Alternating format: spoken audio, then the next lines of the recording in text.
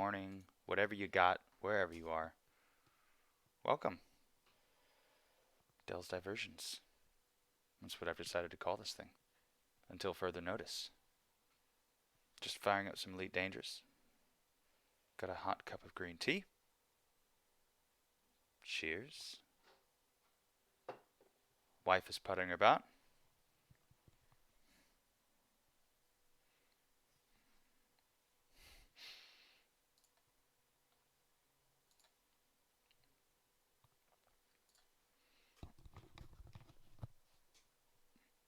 Everything's comfy. Got my Nerf gun. Got exciting science stuff going on. Some neat things to talk about. We've got flash graphene. My phone. Your phone is right here. Flash graphene. Proxima Centauri, or Alpha Centauri C, a new exoplanet discovered around Alpha Centauri. Quite neat. What was the third one? Oh yes, Belle Gibson, famed Australian huckster, health and wellness blogger, and scam artist, is fined something like $400,000 and forced to pay some restitution for damages. She had all kinds of crazy claims, like she'd cured many kinds of cancers with her recipes and healthy and clean eating lifestyle business. Big mess. We'll get into that in just a little bit. Figure right away we'll start off. Hey, what up, Tom? What's good, homie? Good to see you, buddy. How you doing tonight?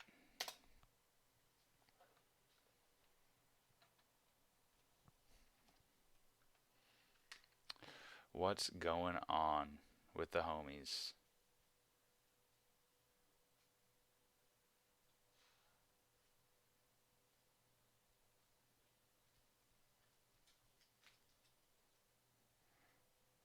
Just got home from the gym. You going tomorrow? I'm down to go tomorrow. Cool, cool. Yeah, I am. I'm down to work out tomorrow after work. I'm gonna hit those flies, cable flies. Just blast the chest. I'm gonna get the abs too. I'm gonna doing push-ups and sit-ups at home and stuff. But it ain't quite the same.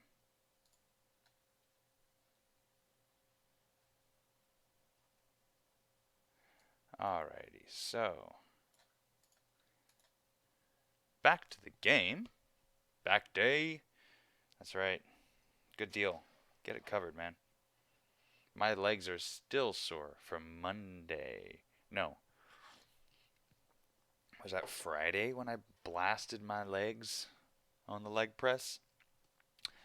I don't know. It was a while ago, though.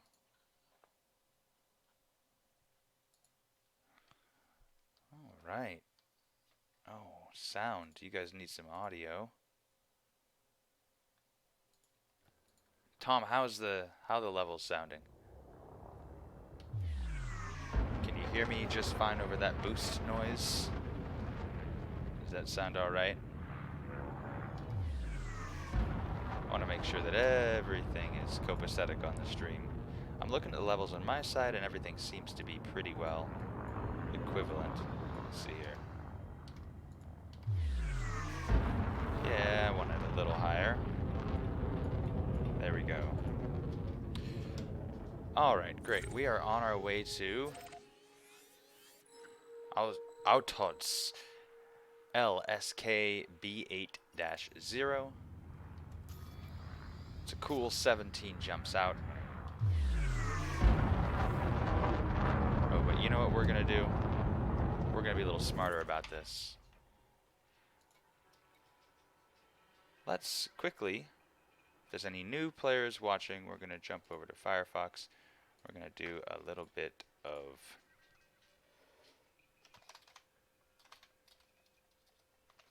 neutron plotter.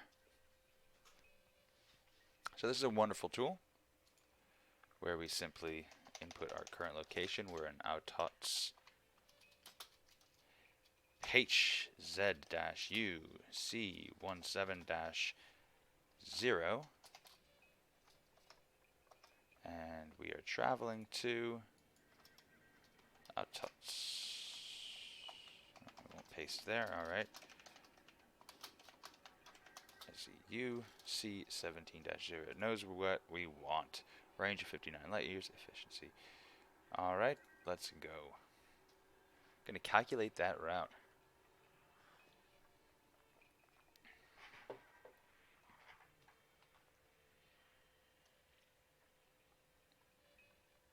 What?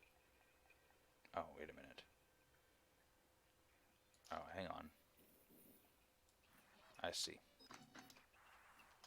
I screwed up.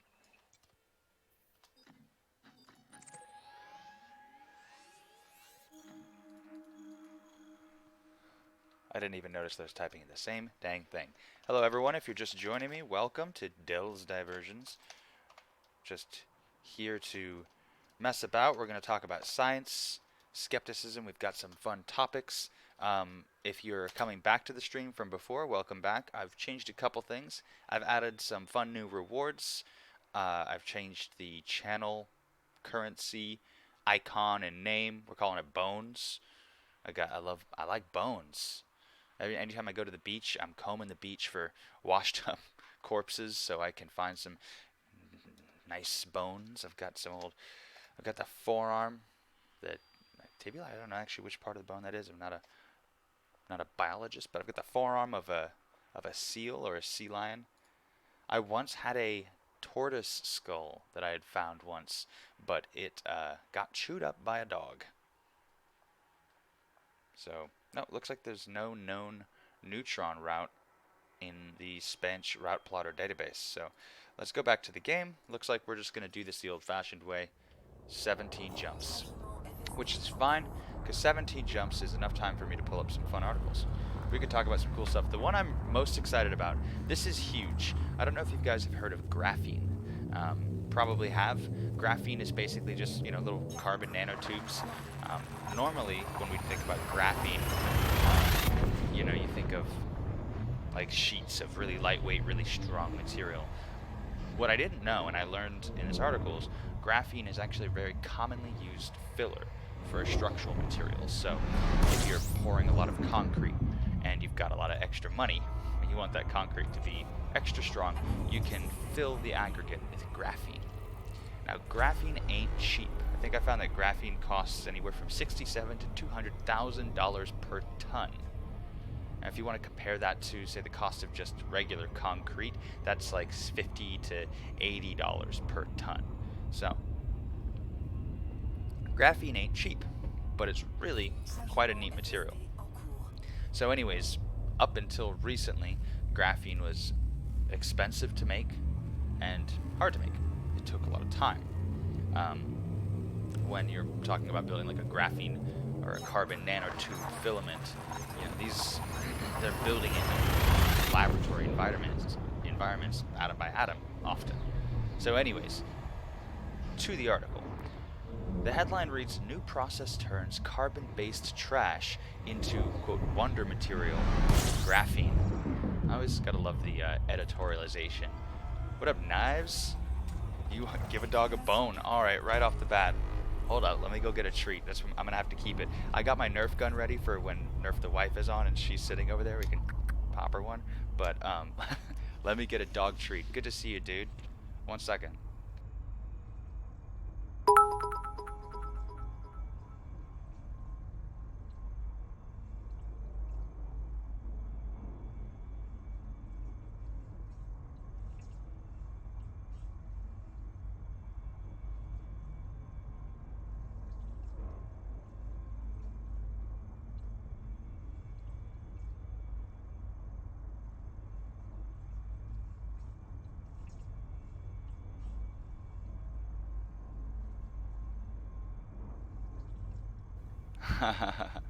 Yeah, we'll get there. All right, I'm gonna point this. Let me get my stream up so I can see what I'm doing here. I'm gonna point this camera down so y'all can see what's going on here. I've got a pretty janky system, but I think.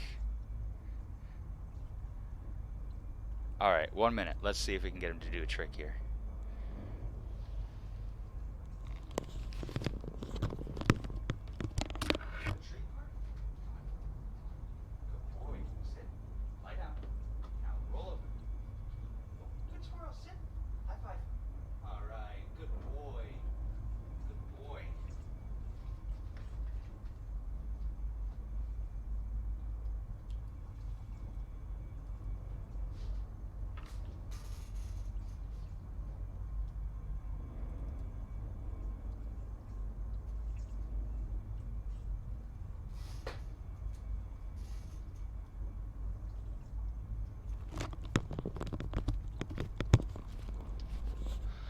All right.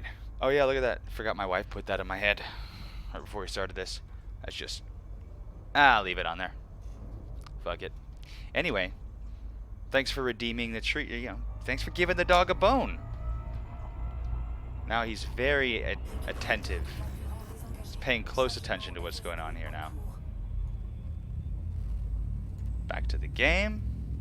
Continue our 17 jumps. Hey everyone, just joining us.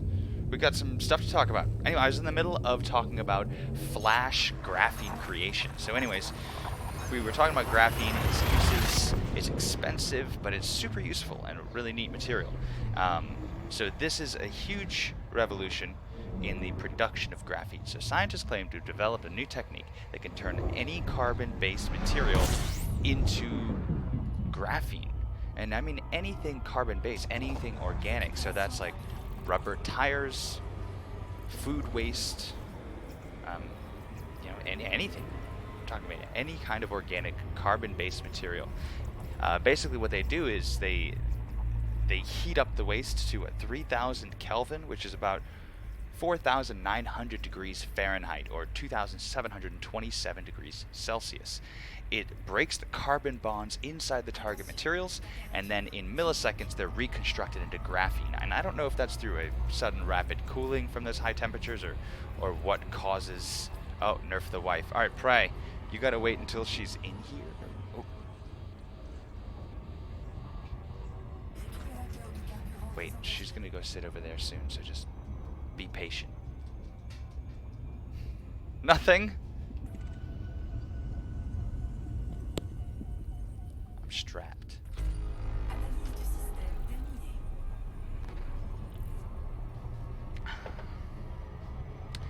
Anyway, so this graphene thing is awesome. So it has a couple really cool benefits. The first is, or the biggest one in my book, is carbon sequestration. So we've got amazing amounts of carbon that is just being thrown out in food waste and regular carbon-based garbage that we throw into landfills. Now, it's not totally lost in landfills. We reclaim that waste in methane gas, and we oxygenate it, and there's other byproducts from that. But it still releases an enormous amount of carbon into the atmosphere. We're talking about a global scale of this kind of food and regular waste. So the idea that we could make it into graphene and sequester massive amounts of carbon into like our roads or our buildings is just kind of a neat idea. It could also make just graphene-laced, graphene-enhanced concrete much cheaper. Open the door to some really cool applications.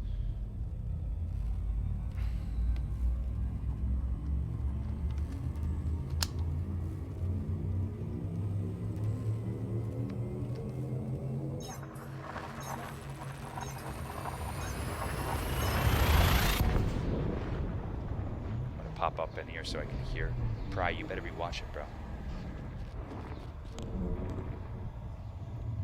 So that's really neat. So wait, the center of the operation is a method known as joule heat, where a quick jolt of electricity is used to generate intense heat. It's a process that has previously been used by scientists to create metal nanoparticles. I think I remember hearing about these little spheroids that you can create when small amounts of material are rapidly heated with a quick arc of electricity.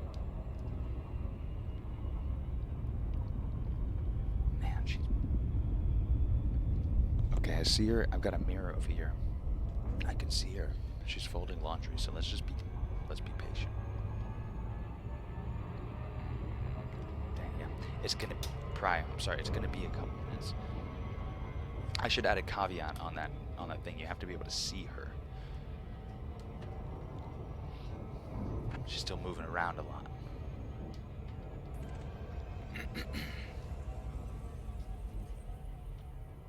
Yeah, that's really neat. Trapping greenhouse gases into materials, making those materials cheaper because you're building them with the literal, graphenized, just made that word up, waste product.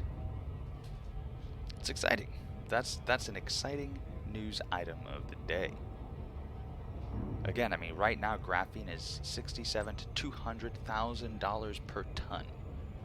If we can produce it out of graphene, I mean, how cool is that?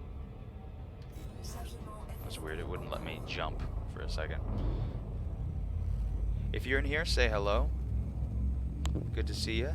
Welcome back, or welcome to, if it's your first time. I'll be here talking about Elite Dangerous. If you're interested in the game, if you have questions about the game, feel free to ask them. I've got a lot of time in it, so I can answer pretty much anything, or if not, I'll know where to point to get the answer you're looking for. I also love to talk about science and skepticism and critical reasoning. What I'm trying to do with the stream is just kind of have a steady stream of new and interesting science stories. Either revolutions, and I mainly like to focus on cosmology and material science. Those are things that I find really exciting. Geology. Wives 9. Phone's gonna die soon. What up, Wives 9? That's a cute name. I was just talking to my wife about how all these stream wives, they got their cute little stream wife names. Wives 9. Cute. Oh, what do we got here? High metal content worlds. 68,000 light seconds.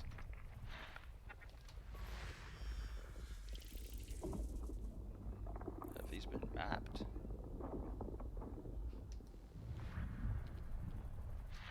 Might as well do some exploration while I'm out here. I have a little bit more on my exploration rank that I need to knock out. Non-terraformable. God, this exploration tool changed the game for distant explorers so much. Used to be you had to fly out to every single one of these bodies if you wanted detailed information on them. We're talking scores of minutes spent in Super Cruise just traveling, waiting to get to a world just to find out, oh, it's an icy body. But you'd get your name on it. First discovered by. And the whole world sees it forever. High metal contents.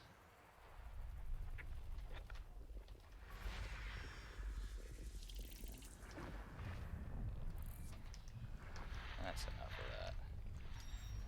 What are we looking at here anyways?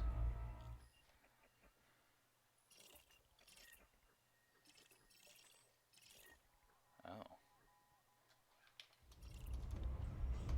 Those are nice.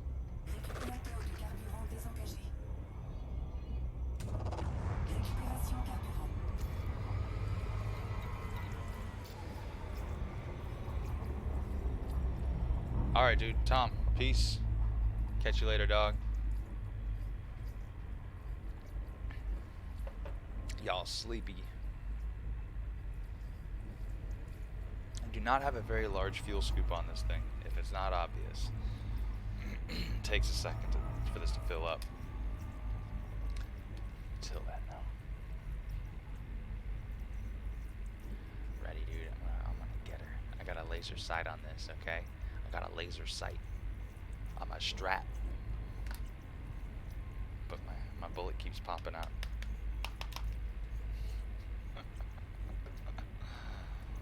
Oh boy. Alright, that's enough fuel. Continuing on.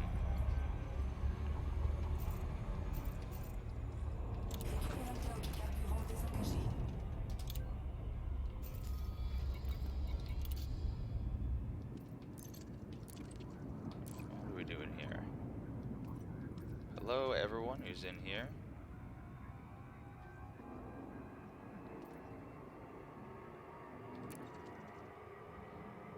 Okay. I think we might have one of our first recruits from my stream there. Neat. That is neat. Talked a little bit about Belle Gibson earlier. I don't know if y'all are in here already, but she got. Belle Gibson got. Federal court orders disgraced wellness blogger to pay penalty after she sold cookbook and app, claiming to have cured cancer naturally. You see this so much. You see people who come out of the woodwork claiming to have cured cancer. Well, I'm sorry to break it to you, cancer will not be cured. This is the hard truth about certain kinds of diseases, especially diseases like cancer. There are a few reasons, and I'm not a doctor, so, you know, don't take my word for it. Go out and find this information for yourself as well. But the truth is, as I understand it, something like cancer can't be cured. It's a genetic mutation wherein the cells grow rapidly and out of control. CRISPR-Cas9 is very neat. It's still, yeah, I mean, if we could find a way to decode cells from doing that, and there's actually some new stuff. I've seen some amazing treatments for cancer with immunotherapy and T-cell immunotherapy. There's some really neat stuff. I know you're in a Cas9 lab. Yeah, yes, and I've definitely know quite a bit about CRISPR-Cas9 and the other subcategories of it. Thing about CRISPR is what I've understood of it is it's actually an amazing laboratory tool. CRISPR itself is going to open doors for new kinds of treatments and new kinds of medicines because it allows us to really speed up the manufacturing and the studying process of new things. But again, the thing about cancer is it is just a genetic mutation. There are kinds of cancer that we can prevent, and Cas9 and some kind of genetic modification will definitely help with that kind of stuff. But other cancers just aren't going to be able to do anything about. Treat them very effectively. We can treat them to the point of being an effective cure, but it's not like, well, for example, you know, the HPV vaccine. That is not a cure for cancer. It's a guaranteed prevention of a certain kind of cervical cancer. But I'm very wary of any time anybody comes out and says they've got a cure for cancer or this is going to cure cancer, because every time it's happened in the past, it's not been true, and it's usually a gross oversimplification of a really complex thing.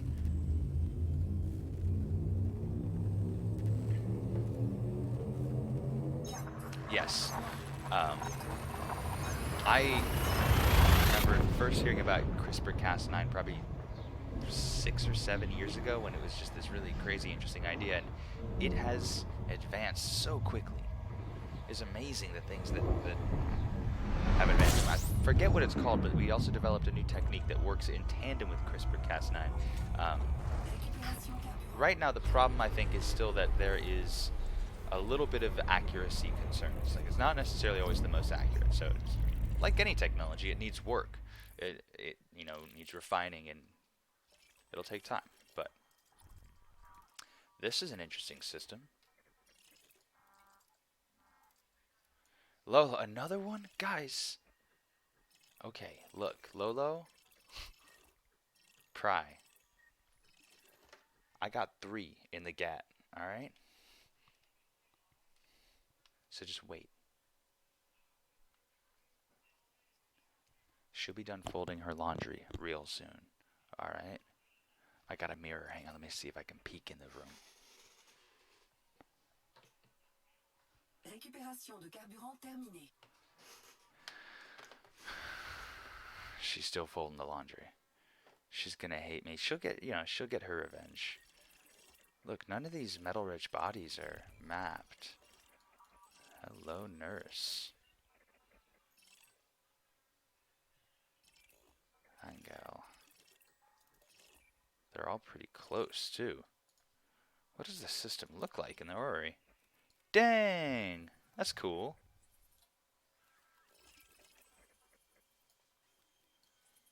Attention, température critique. Température critique. That's fine. Température critique.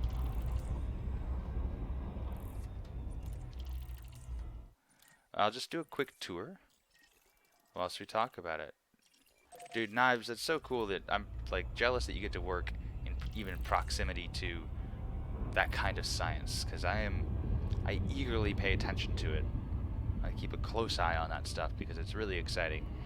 It's that kind of cutting edge. Did you hear about xenobots? I talked about this a little bit last week, where xeno with a Z, scientists basically took stem cells from a clawed African toad called something xeno something or other, I don't know the actual scientific name, and they took those stem cells, grew them in a petri dish with other like basic organelles, and they made these kind of simple organic robots.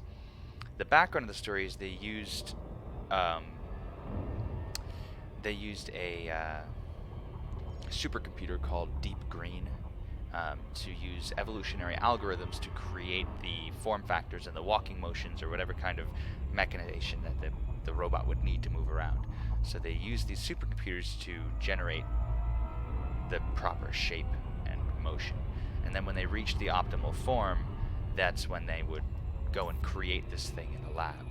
And they actually created these functional little robots which would do basic tasks. So they could have them, basically you'd have a bunch of small objects on the dish, and you could have the little robots walk around in a little circle to group objects together into a single area. You could program them to crawl along the walls of arteries and clean, I almost said cartilage. You don't have any of that. Cholesterol. Oops, didn't mean to do that.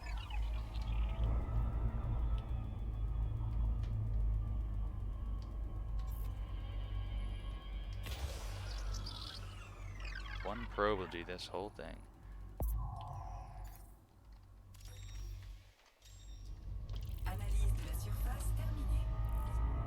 This world had an interesting surface feature. Let's just do a quick flyby before we go to the next one. Look at that probe going way out there. Yeah, look up Xenobots, Z-E-N-O. It's pretty neat. I'm kind of enamored by the idea. Imagine getting an infusion of tiny organic robots that crawl through your arteries and clean the cholesterol out. And then when they're done with their job, they just decay and you pee them out. You don't have to worry like an army of mechanoids in your body. You'd have to, deal with getting these little metal things rattling around, cleared out of your system. No such problem with Xenobots. Just piss them out. Easy peasy.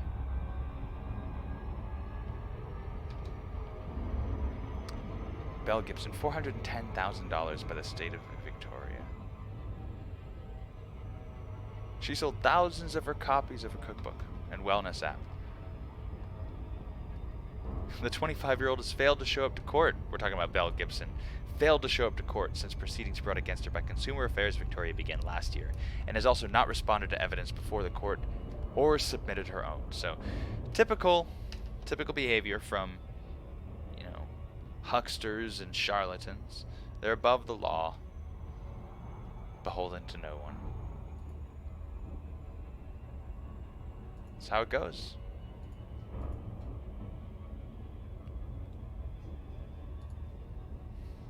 How it goes.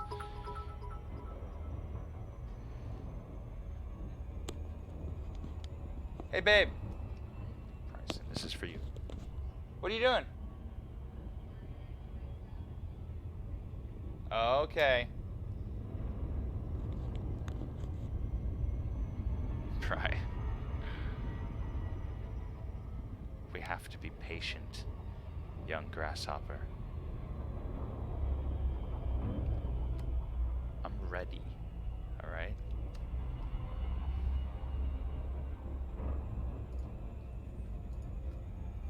I'm ready. I'm gonna get her.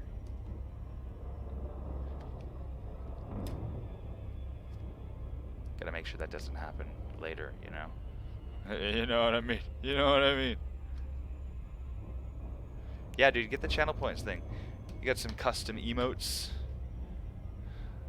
I learned how to make those little transparent PNGs so I could have these custom emotes. Get that theme up.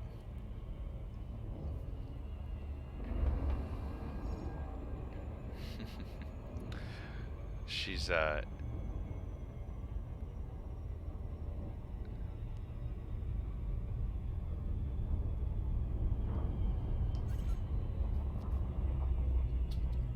yeah, they are they're the same default ones for everyone.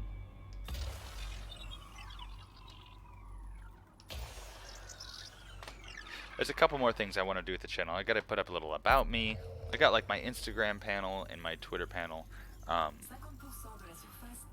But I've seen other people have their system specs up,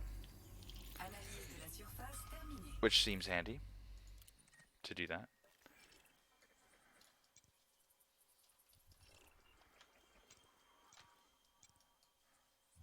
Wow. What a crazy system. Anyway, I've actually had enough of this. Let's continue on our journey. 8 more jumps, then I can land, start messing around at a cool crystal shard site. Thank you guys for hanging out and chilling, and those of you that are being patient. I appreciate you. I promise you your patience will pay off.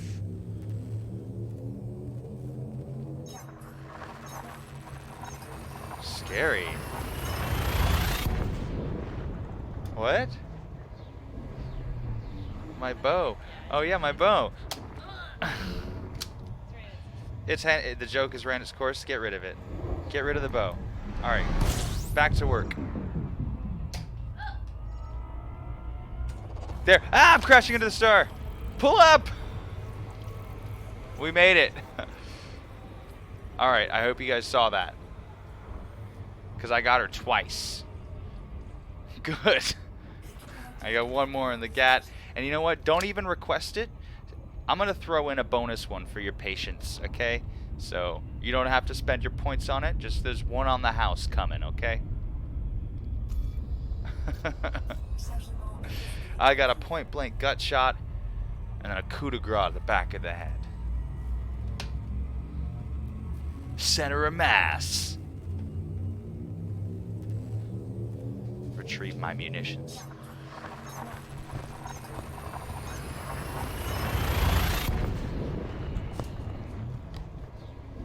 I'm so glad that Australia got that huckster. I love it when purveyors of dangerous pseudoscience get their just desserts. Because this woman, a lot of people would argue, she's not hurting anybody, she's giving people hope. She is hurting people.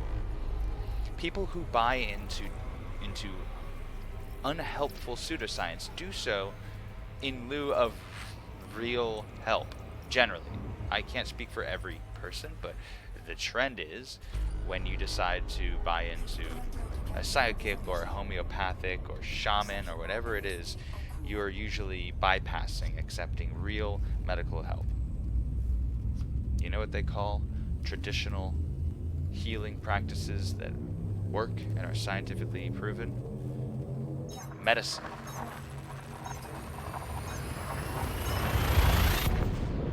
Next time I'll try to make sure I put them in full screen so you can enjoy them a little more. But I want to get eventually, I think, if the stream thing continues being awesome, which so far it's been awesome.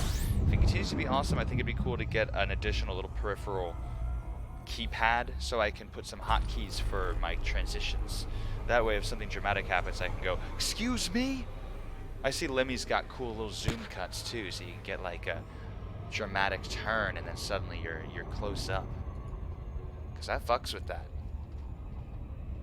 She's she's scared now, guys.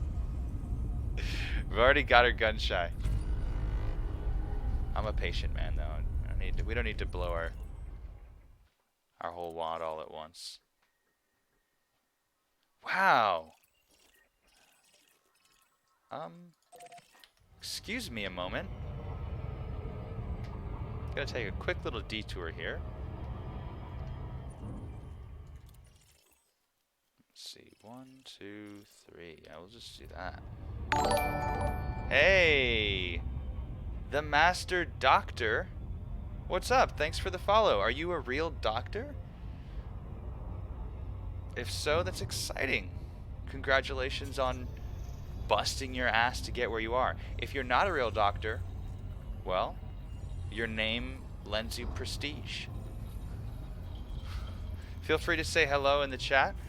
Um, if you've got anything you want to contribute to the conversation, I'm all ears. I like other people's interest in the sciences, especially in critical reasoning.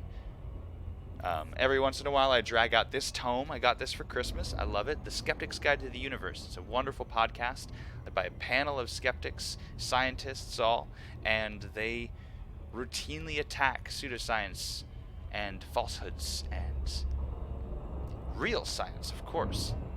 It's an awesome book, and so I like to use it as a reference when we're talking about especially metacognition, thinking about thinking. You'll see me pull this out every once in a while. I think this is going to be a fun, guide, as it says in the title. I am not very far into it yet, because it's hard to find time to really sit down and read, especially when I want to pursue frivolous hobbies such as this. This is almost as rewarding as reading. Look at Bernard's Loop over there.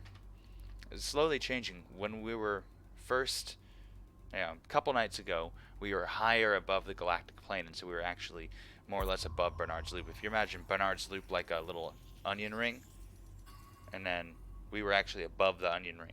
So we had an edge-on look, and now we're coming around the side a little bit, and so we're coming around the onion ring, and then over here we've got the Horsehead Nebula, and then that is the, I forget the name of that one. Oop, didn't mean to do that. Oh, this is a big world. We gotta do 7 probes here. Alright. 3, 4, 5, 6 ought to do it. Alright, dude. Cheers to you. Look at my little parm. It's so fun to see the little PNGs that I made. I taught myself how to do that. Never learned how to do. Real proud of it. It is honest work. I try to keep it honest. That's what we're in it for. The honesty. That community dough.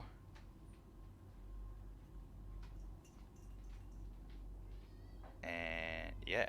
Hold up 1 second. Gotta do a quick thing. In the what's it? Gotta get the who's it and the what's it. And the kajigger. I want to talk about dark matter a little bit tonight too. Do you want to talk about dark matter? I think most of us grew up hearing about dark matter. Right? What did we know? What was the common thing that I remember hearing about dark matter is astronomers have calculated the mass of the universe, right? I'm going to give a popular understanding of it. They calculated the mass of the universe. They said the universe should weigh this much, and there's not enough matter to account for the mass that we've measured. That's not entirely accurate. We do it in smaller chunks. So they'll take a picture of a distant galaxy or star cluster, and we can look at the stars. We can figure out what kinds of stars they are, what they're made of, how old they are, how heavy they are. We can look at the gas that's in space among the stars. We can calculate the volume of the gas.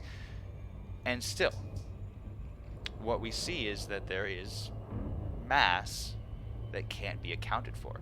A significant amount of mass, actually. Let me switch us over to the article because I want to show you guys a couple little charts. So basically, a little bit of history on dark matter. It was first observed in the 1930s by a Swiss astronomer named Zwicky. Basically, they were looking at distant galaxy clusters and studying the velocities of stars as they orbit around in these galaxy clusters. And what Zwicky saw was that the stars were moving too fast. They basically the Doppler shift of the light of the stars as they move around the galaxy was greater than the visible matter in the galaxy would account for. It suggested a higher amount of mass. So I mean, I'm not enough of an astrophysicist to be able to explain these to you too coherently. There are a lot of people out there who definitely can. But what's been interesting is dark matter has been theorized and talked about since the 1930s. Other astronomers later went and found further evidence that supported the existence of dark matter, but it still is not really proven. And now there's some more doubt as to whether it even exists at all. Um, and this is where it gets kind of weird. And you ever have someone try to explain quantum mechanics to you, and it just makes your brain wrinkle because it doesn't make sense.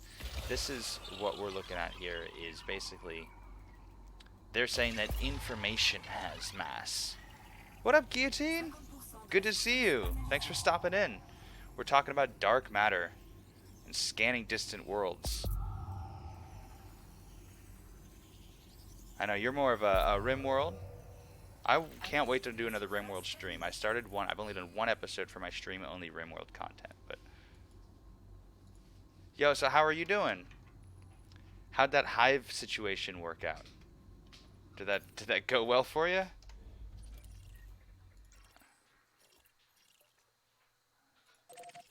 Cool. Yeah, I'm excited.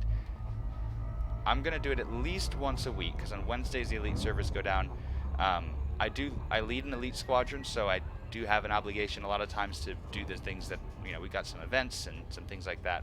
Right now I'm being selfish and exploring and collecting materials, but soon we'll do some regular RimWorld at least twice a week because that is such a fun game. It is just a happy place for me.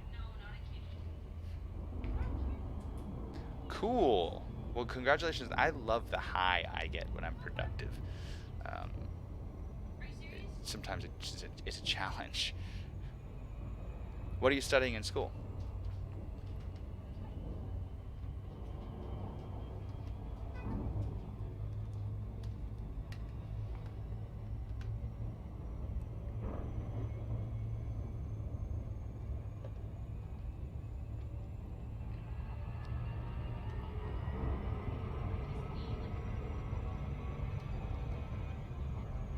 You have plans to deal with the hive. Well, I'm excited to hear about those plans. I literally just had a jolt, like a thrill of excitement when I read what you're studying there. I probably should have been a geologist because nothing gets me more jazzed than when I'm out backpacking and I'm looking at some monolith. I live in California, so I have access to places like Yosemite and Mammoth National Park, where you've got these amazing, amazing landscapes. Lassen is incredible. Volcanic landscapes, just deep mantle petrology and mineral physics. That's so cool. I'm freaking out. I'm I'm a rock hound. I came up collecting fossils. I used to live in the Ohio River Valley, which is one of the best fossil and shale bed locations in the United States. I would find these little Flexicali like by the thousands, these little trilobite fossils. Um, and then I moved out to the Sierra region in California, and I mean, this is one of the best places for mineralogy. I go up into the mountains, and there's these old diggings from the mining country, and there's just like these asbestos fields. You got these rods of asbestos just punching up out of the soil. All different shades of tan and taupe and brown. A field component. She got to go hiking for work at Death Valley. And also heavy analytic mineral lab component, lasers and physics. Ugh. I'm a systems administrator. I manage people's email servers, network security, procurement.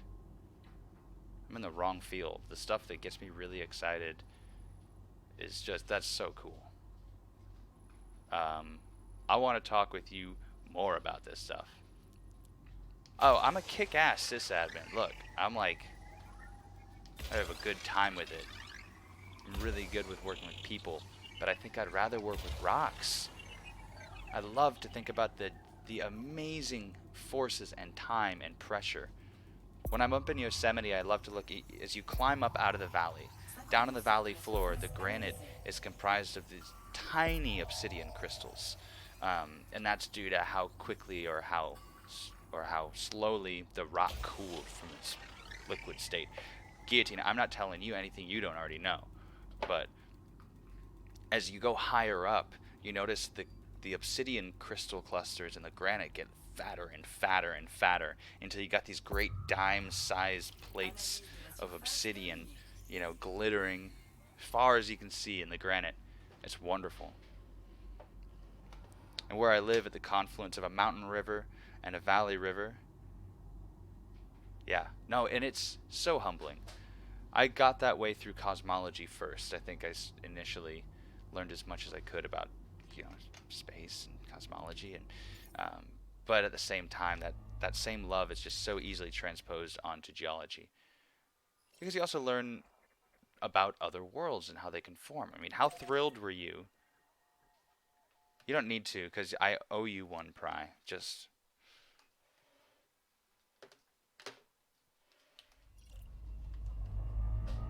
yes. How thrilled were you when we got the imagery of Pluto and we discovered that it had active geology? It wasn't just some dead snowball, like we thought every trans-Neptunian object was going to be, just some dead snowball. It's this active cryonic geology. Is incredible. I'm still pumped thinking about that. I don't give a fuck what we call Pluto. Planet, Kuiper object, I don't give a shit. It's an amazing object. And the change of our understanding of it in our lifetime. Oh, misfire! Damn it! Ah! Oh, by the way, my dog hates guns. Parm, it's okay, buddy. He hates guns. I don't know why. Any kind of violence, he gets very annoyed. Or any perceived violence. So like when my wife and I are roughhousing or tickling or, we're raising our voices and having a good time, he gets very annoyed. It's okay, Parm. Come here, buddy. You want to say hi to everybody? Come here, my big boy. Oh, my little boy. My little big boy. Oh. Say hi. Hi.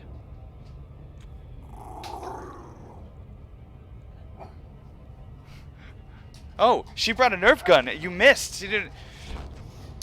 Oh, show me. Come here, show me. Oh, it went right in her ear, like you stick a pen in it. All right, Parm. All right, buddy. Let's settle down. Let's all settle down. Let's all put the guns down. Let's all put the guns down. Oh, that's such a brutal, dude. One-shot kill. Is the temple face, guys? Oh, I'm overshooting. The temple is the face. I guess it is. I'm sorry. Forgive me. Forgive me. There you go. Anyway.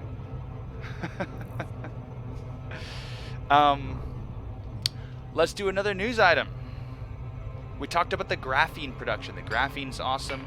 We talked about Belle Gibson getting fined for selling bullshit in Australia, $410,000, and she's just avoiding all of the fees and court summons and everything like all charlatans do. We talked about dark matter. We didn't yet talk about Alpha Centauri C. Really cool. So I think let me find my notes on this. I got a couple notes real quick because I took the notes. I'm trying to be like a prepared individual for you guys, because some people have been kind enough to throw down a sub. Igneous petrology is literally the heart of how the solar system and planets form, and the formation of all geologic matter came from explosions of stars spitting out yet heavier elements. Yes. Well put. And yeah, it's really neat to think about. I talked about, actually, you missed an awesome story. I'm going to recap a story from last week really quick. Astronomers found phosphorus being formed inside of a stellar nursery. So a star exploded, spewed all of its heavy elements out there, and then new star forms in the stellar nebula. And now this new star is going up through, I think it's like a K-type or something now, and it's blasting out ultraviolet radiation into the cloud of matter that formed it. And astronomers found two kinds of phosphorus, phosphorus mononitride and phosphorus, let me find the story, whatever, the other kind of phosphorus, basically prime building blocks for life, which is just found in abundance, being formed in massive amounts in these stellar nurseries, which is, the very similar conditions to when our solar system was forming.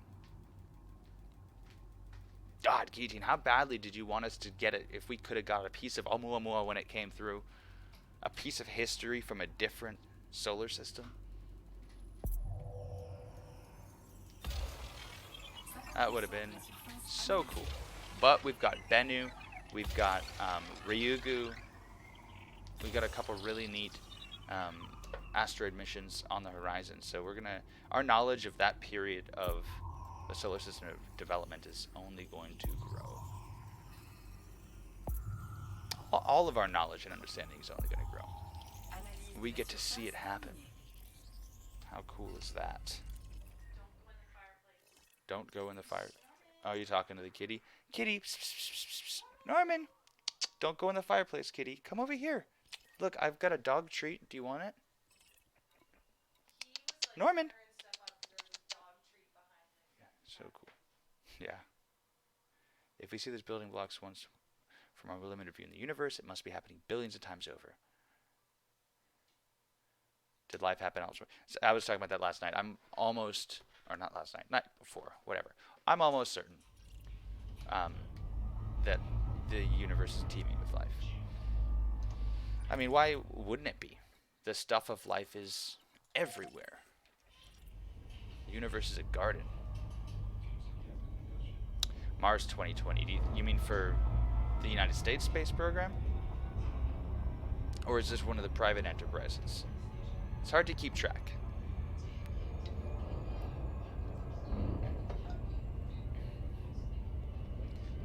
Cause I think I'm in Camp Moon first. I'm desperate to get to Mars. It's an exciting, yes, return samples. Oh, of course. I think it is on track. The drone one, you mean? The really cool drone that's gonna fly around the Martian landscape. So neat.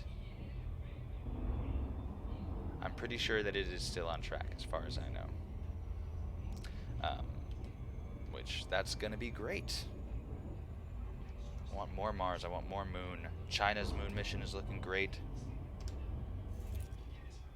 NASA just contracted that private company, right, for their own private space station. 17th of July. That's around the corner. Fantastic.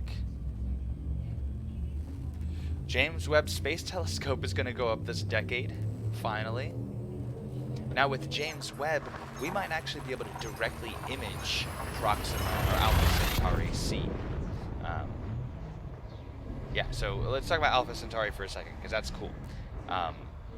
In 2006 or 2008 or something, we discovered Alpha Centauri B, which is a world that orbits the star. Oh yeah, I was getting my notes. See, look at that ADD kicking in. Recover, back on track, extreme science. Alpha Centauri. So a bit of a recap on it. It's the third brightest star in the night sky. It's actually 3 stars. The first 2 are a K and an M type star, which aren't dissimilar from our own. It's in the same range.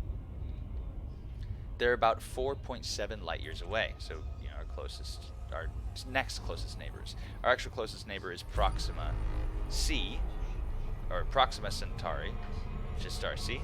It's a small, cool red dwarf, and it orbits the binary of Alpha Centauri and Beta Centauri, I think it's called. Once every 500,000 years, it takes Proxima Centauri to go around its binary parent. So Proxima Centauri is our closest neighbor, I think at 4.2, I didn't write that down, 4.2 light years or something. So that's actually our actual closest neighbor. So anyways, in 2016, that's when they discovered Proxima B. It's a small world that lives in the habitable zone around Proxima Centauri. It orbits around the star every 11 days. It's a very fast orbit. It's a very close orbit, only 4.8 million miles away from the star. So it's very close, very fast. Despite that, it's actually in the habitable zone around Proxima Centauri, because being a brown dwarf, Proxima is very, very small and very, very cool. I've been to a few systems that I know. Now my goal is I'm going the other way, and I'm trying to find systems I know in Elite in my night sky. How old is Proxima Proxima Centauri? Let's find out. There's a brown dwarf. It can't be too young. And they actually just changed the name of it too, changing it to something else. Consider the age of Proxima Centauri. It's about 4.853 billion years old, so about 200 million years older than our sun. So it's actually not too much older. But it's very active. Tons of X-ray and ultraviolet radiation. So Proxima Centauri b, the world, would probably not have much of an atmosphere, if any at all, because it's just been blasted off. Then it's baked with tons of radiation, and the other issue is that it's tidally locked. So things aren't looking good for life on Proxima Centauri b. Now, the update is that they found Proxima Centauri c. Now, Centauri c, it could be a number of things. It could be a super Earth-like. We know that it's quite a bit more massive than our own Earth. The stats on this new world, it's about 7 times Earth's mass. It has a 5-year orbit at 140 million miles-ish. Hard to say. It wasn't discovered with the transit interferometry, I think. Where we watch the spectrum of light from the star, and we look for little dips that tell us what is passing in front of it. And those little dips, we can even look at the spectra in those and tell even more about the objects and the composition of the objects passing in front of the star. That's useful for objects that are in a certain distance and of a certain size, so that there has to be a certain relative size difference in distance and magnitude, so we can actually see them passing the star. For an object like Proxima Centauri c that's much farther out from the star, we can't use that kind of interferometry. So they used Doppler spectrography. I'm not sure if it's spectrography because they weren't actually recording the image. I get hung up on etymology when I probably shouldn't. Anyway, basically, it's hard to explain. I'm probably going to butcher it. The starlight of the parent star is actually Doppler shifted because the objects orbiting it move the barycenter. That's the mathematical orbital center. They move the barycenter around inside the star. So, you got a giant star and a heavy object orbiting it. The heavy object isn't actually orbiting the center point of the star. There's a point somewhat farther out. It still lies inside the body of the star, but it's off center because the two masses are canceling each other out. So the barycenter is pulled a little bit towards the heavy object. So as it orbits the star, that barycenter is getting pulled, and what that actually does is Doppler shifts the light of the star. So when the object is on the far side, it blue shifts the light, and when it's on the near side, it red shifts the light. I'm sorry, other way around. Now, they found Proxima c by analyzing over 20 years of spectral data from Proxima Centauri. It took 20 years for them to find this object, carefully analyzing this data. Now, disclaimer, this is not a published or peer-reviewed study. This is just some astronomers coming forward with their analysis of the data. So, it's just suggested that the planet has a star. Guys. What'd you say, babe? Nothing. What is updog? Do you guys know what updog is? By the way, I don't know if there's a correlation between spatial connections and age in stars. Do you mean among like a binary pairing, like the age of, if you had a binary pair of the two stars similar in age? If that's what you mean, then I would assume in cases where the stars are, of similar provenance coming from the same stellar nursery, but you could have new captured binaries, new friends, so to speak. Oh, like with all stars. Oh, I see. So like stars in a certain area would be about the same age versus stars in another area. Yeah, actually, I think I saw a thing. Let me look it up, because there are certain types of stars to be found in certain parts of the Milky Way. So let's actually go to the galaxy map here. We'll do this in game for a second. In game, like in real life, neutron stars and older type stars are actually found more commonly kind of above and below the galactic gas cloud. You get these fields of white dwarfs and neutron stars that exist in certain areas. And that's because all of the matter in those areas has been basically used up, right? All of the heavy elements exist in this great gas clouds, and that's where all of this energetic activity is.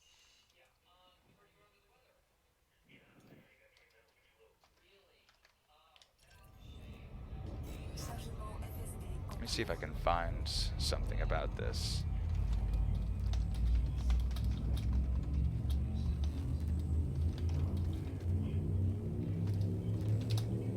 Ah, Google predictive texts tells me that other people have been looking at the same kind of thing. Here, let me move this over to Firefox so that the whole class can see. Let's take a look at this. I like learning with people. I think it's fun. Because I certainly, throughout all of this, I'm never going to pretend to have the answers, really. I love sharing the stories that I hear. I love sharing what little knowledge I do have, and especially taking advantage of other people's knowledge. I'm looking at you, Guillotine. I'm excited by your field of SETI. Like, very. It's exciting stuff. So, star populations and movement. The concept of different populations of stars has undergone yeah, everyone knows something you don't. Absolutely. Absolutely. And as soon as you think otherwise, that's the minute you stop learning new things and become a more ignorant person. The concept of different populations of stars has undergone considerable change over the last several decades. Before the 1940s, astronomers were aware of differences between stars and had largely accounted for most of them in different masses, luminosities, and general characteristics around the galaxy. Let's see here. I'm going to skim this a little bit because I don't know if it's super entertaining for everyone just to hear me read articles on Britannica.com. Unless I get one of those really good mics and do it ASMR style. There's still no systematic division of stars, even into different kinds of kinematic families. In spite of the advances in theoretical work on the dynamics of the galaxy. How is that? Was that good? Is that a thing that... Principal population types. This is quite a long article. Tell you what, maybe this is something that I can work on, talk about in a different stream. I'm okay with giving myself a little bit of work and actually putting something together. Not bad, yeah. Even with this, I do have I have one of these. I'm gonna get that cat fur off of it. I have one of these, but it's generally too noisy for me to do any kind of like good mic stuff. Every once in a while. Maybe I'll do an ASMR science stream. An understanding of the physical differences in the stellar populations became increasingly clearer during the 1950s with improved calculations of stellar evolution. I'm okay with it. That's actually pretty easy on the voice. I see why people are into that. I feel good doing it. It gave me ASMR. I gave myself ASMR. Is that normal? Do I need to talk to somebody about that? Okay, so Guillotine, you want me to prepare something we could talk about? We want to find out if certain types of stars are found among stars of their own age and type. And I'm gonna hypothesize the topic. Yeah, that's kind of fun, and you're like sharing whispered like secrets with like whispered hints. Your crush in the aisle back, like, hey, what happened there? You gotta talk about the stellar evolution. It's really exciting stuff.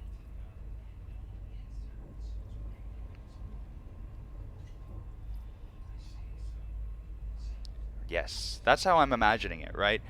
I mean, you've got... It's so hard to think because you've got these overlapping timelines, right? You know, you've got the formation, the galactic formation, taking place over...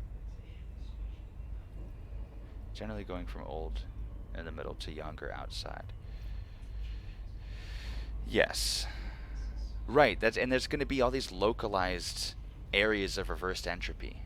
There's where there's this totally different environments and microbiomes. And I'm way more familiar with stellar formation and the formation of solar systems and planets than I am with the galactic formation. Um, I see it talked about. I know the story of the universe, and from the Big Bang through it all, more or less. Um, so when I try to imagine the timescale of the galactic formation,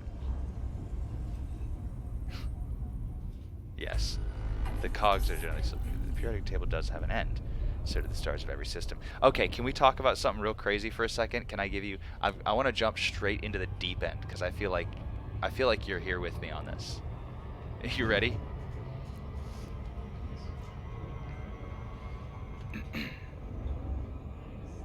Better. Yes and no, and yes and maybe, and both. All right. So we're going to talk a little bit about the possibility of a multiverse. We're going to talk a little bit about a possible natural selection of universes in the multiverse. This is some really off the wall, unfounded bullshit, but I think is an exciting idea. So, we know that in our universe we have the subatomic laws as they are, just so that we're able to have heavier elements. Maybe. We're very fortunate. We have a weak nuclear force that's able to capture just the right amount of electrons in orbit around just the right amount of protons and neutrons to create baryonic matter. And baryonic matter of a vast variety of weight and strength and energy levels and kinship or affability, whatever word you want to use for how they all, for how all of our molecular chemistry actually happens and works. It's astonishing what can happen in our universe. And it's all because these numbers at the very beginning of time just happen to fall into place just so.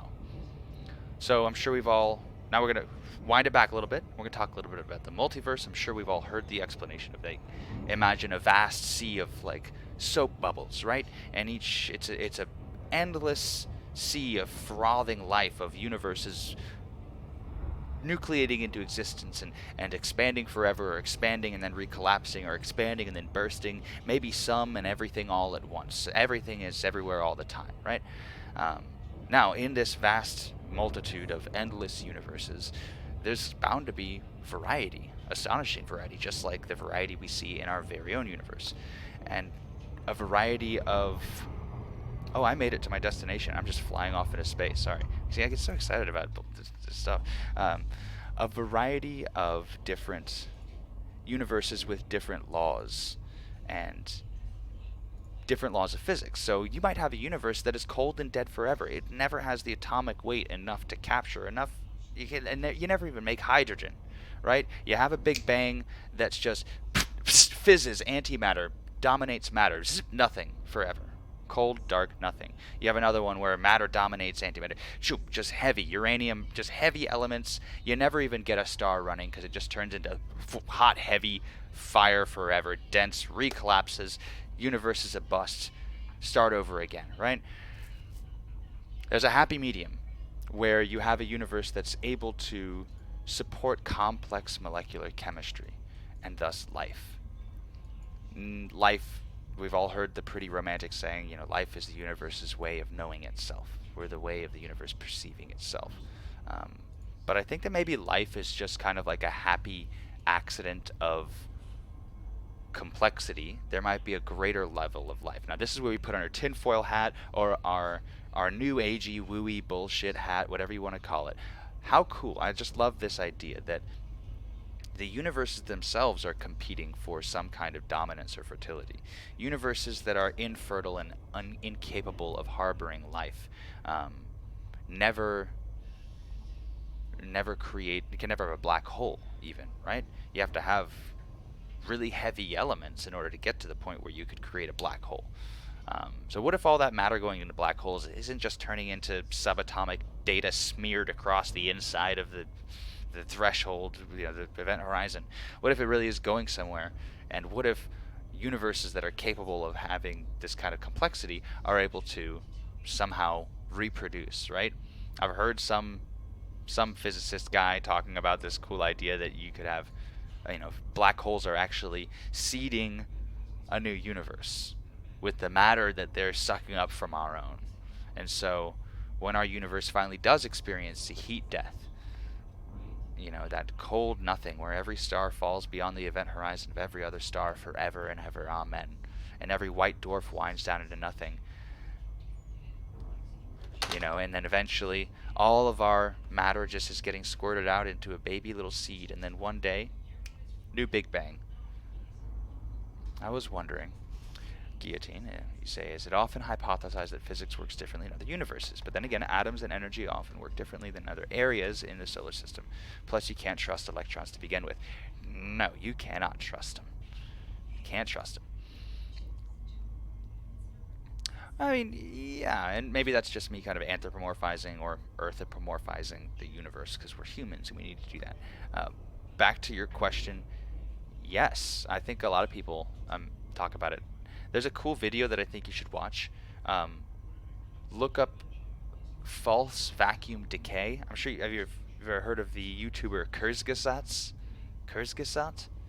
He does some really cool and interesting videos on a lot of interesting topics. False vacuum decay is a very terrifying possibility. So basically, LSKD3, where am I going? The state, let's rewind a little bit. We could talk about that. Those values of subatomic physics, those laws we talked about, the weak nuclear force, the strong electric force, so all those laws that dictate how all of these things behave. The hell is this? What the hell is this? Where am I going? I think I just went way off course because I got way too excited talking about science. Hey, thanks for the host. Appreciate you. I'll put you on my host list too before the end of the night. Let's see, what have I done? Guys, I don't know what I've done with my life.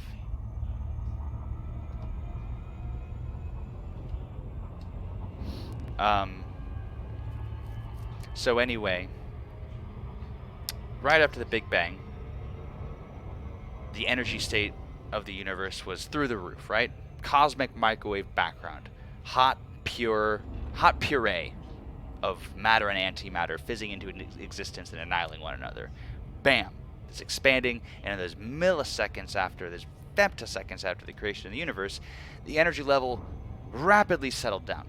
Very, very quickly. And those energy levels fell into place. Those forces we talked about, those elementary subatomic forces. That's called a vacuum. That's stasis of energy. We're in a state of vacuum. So the idea is it's possible that was actually a false vacuum. That we're teetering on the edge somewhere in the universe where that energy state can reach a tipping point and basically collapse into another vacuum state, wherein the laws of physics are different. The weak nuclear force is now far weaker, or far stronger, we don't know. Yeah, primordial soup. Primordial soup sounds delicious, I think is why people say it. I want to try some. It could also sound nasty considering the circumstance, depending on this context. We won't go there. Not that this is a PG stream. We go there on this stream. It would, and so it could have already happened. So there could have been a vacuum decay event somewhere in the universe, and there's this expanding wave of annihilation traveling at the speed of light in every direction. It could be hurtling towards us. Good news is we'd never see it happen. There'd just be this moment where suddenly nothing works the way it's supposed to. Everything would just obliterate. It's probably really chill, right? They got White Claw on tap on the other side of the false vacuum decay. Meet me on the other side of the false vacuum decay. That's the next title of my upcoming prog rock album. The other side of the false vacuum decay. Now I want to listen to the Mars Volta.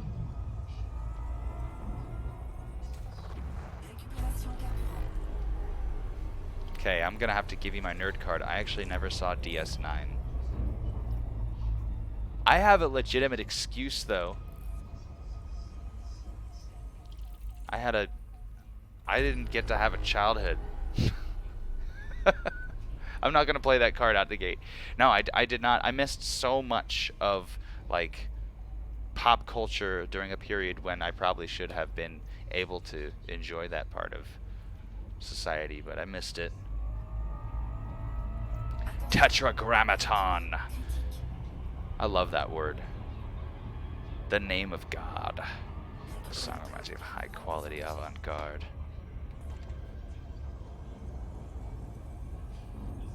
It's never too late. I actually just finished watching Red Dawn, that one in the 80s. Patrick Swayze and Jennifer Grey, and like not Charlie Sheen, the other Sheen.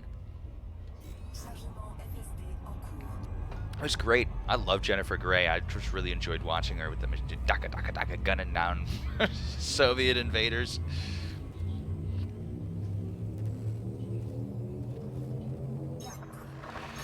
It was cool.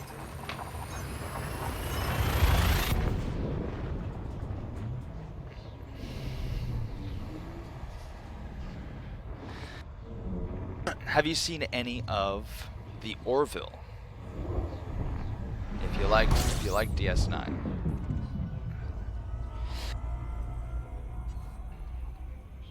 Ooh, you should. I love the Orville. I tell everyone that likes sci-fi about it. I think it's fantastic. I think it's a heartfelt and honest love letter to Star Trek and science fiction in general. If Gene Roddenberry were writing episodes today, he would write episodes about the kind of things that the Orville episodes are about. I mean, it's so lovingly done. It's not Family Guy in space. I mean, it's just delightful. Delightful.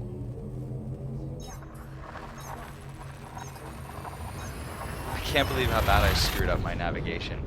I must have plotted, I don't know where I grabbed my navigation info, but I mean, we're looking for, come on.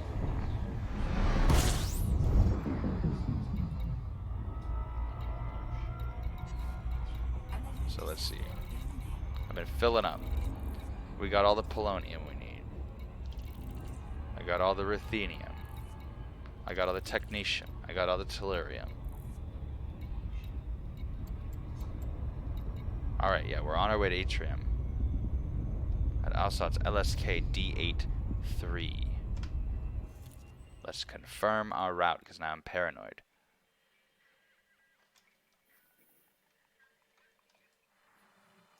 LSK D83. Okay. Guys, pay attention to what your navigation says you're going to be going to before you travel 800 light years. I mean, it's no big deal. I had fun the whole time, but still. What the hell, bro? Yeetrium! Yes. Hail Yeet Stick. Man, we had a great time at this wedding. The, you know, had some fun substances. Founded a new cult. Yes. Highway hypnosis is a real mother. It's the only, like, major car accident I was ever in. I was sleep hypnosis, or highway hypnosis, and they got me. And fatigued driving. I was the DD, so we stayed at the party till 4 a.m. Drove a 3-hour trip back from Santa Cruz at 4 a.m. I made it to 6 a.m. And then I met the center divider at 90 miles an hour. That was a mistake. I'll have you know.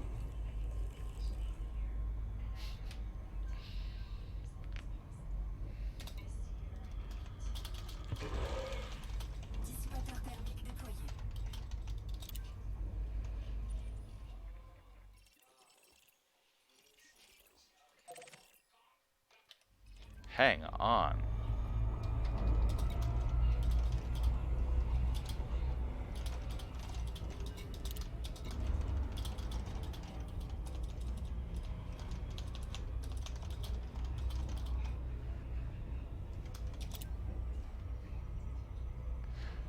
Oh, yeah. Okay, cool. I'm not far from there. It sucks. Yeah, Bryson, y'all have been driving home and then I remember anything about your drive. It's really scary when that happens. Like, what happened to me? What, I could, is it possible I could have just, like, killed somebody? Like, would I have not seen them? Would I have reacted if somebody stepped out in front of my car? It's scary, dude. Brains are stupid. Let's talk about that for a second. Your brain sucks at telling you what's real. Alright? Let's start with your eyeballs. Your eyeballs absorb the visible spectrum of light. Now, if you were to look at the entire electromagnetic spectrum, if it's that big, the visible spectrum is about just a tiny little sliver. They're really bad. They're amazing, too. They're really good at making shit up. That's their best talent. Their best and most important and useful talent is bullshitting you. Is telling you what you need to know about reality, not what's really true about reality. Because their only concern is keeping your dumbass alive long enough to breed. That's all your brains care about. That's why you're afraid of the dark. Not because there's any legitimate reason for there to be a monster in there, but if there turns out to be a monster in there, boy, you're going to be real pissed when you don't get to reproduce and pass on your genetic material. How is it that this high metal content world is mapped, but this Earth-like isn't? That just seems weird. One of my favorite facts about how bad your brains are at things is that you are functionally blind for a large percentage of your day. And we can prove it right now. So, keeping your head stationary, turn your eyeballs to look over as far to the right end of your peripheral vision as you can, or to your range of vision as you can.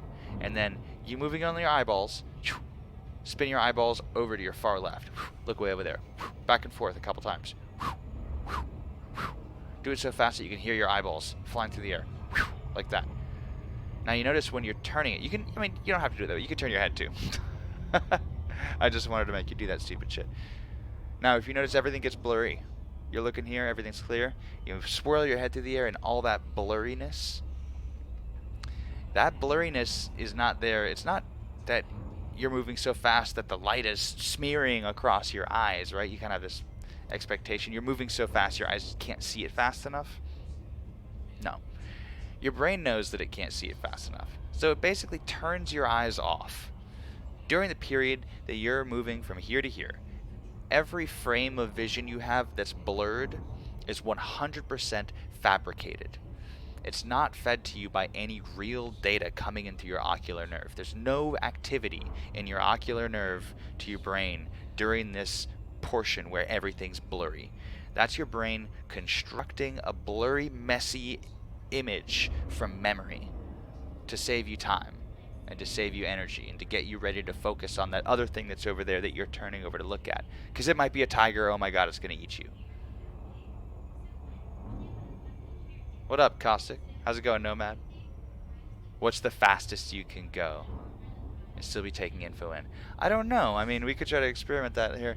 Like, there's obviously a threshold. What's interesting is in physiology and in psychology, especially neuropsychology is the word I was looking for.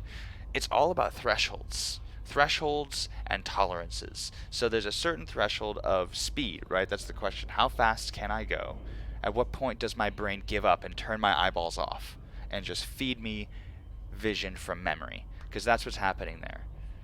It's just patching it in. And that's why it's blurry, because your memory's messy. So what is that limit? What's that threshold? I don't know. Give a dog a bone. What up, Nomad? Alright, let's do this. Hang on, let me pop you over to full camera. Let's go. Full screen. Let's adjust. We'll do a little trick. Parm. Hey, buddy. Hey, stop napping. You want a treat? Come on, get up. Let's go. Let's do a hoop jump. We got 5 people in here. I know. Thanks for the suggestion, Nomad. I'm glad that we were able to. I'm glad I figured this out. We're gonna do a fun trick right now.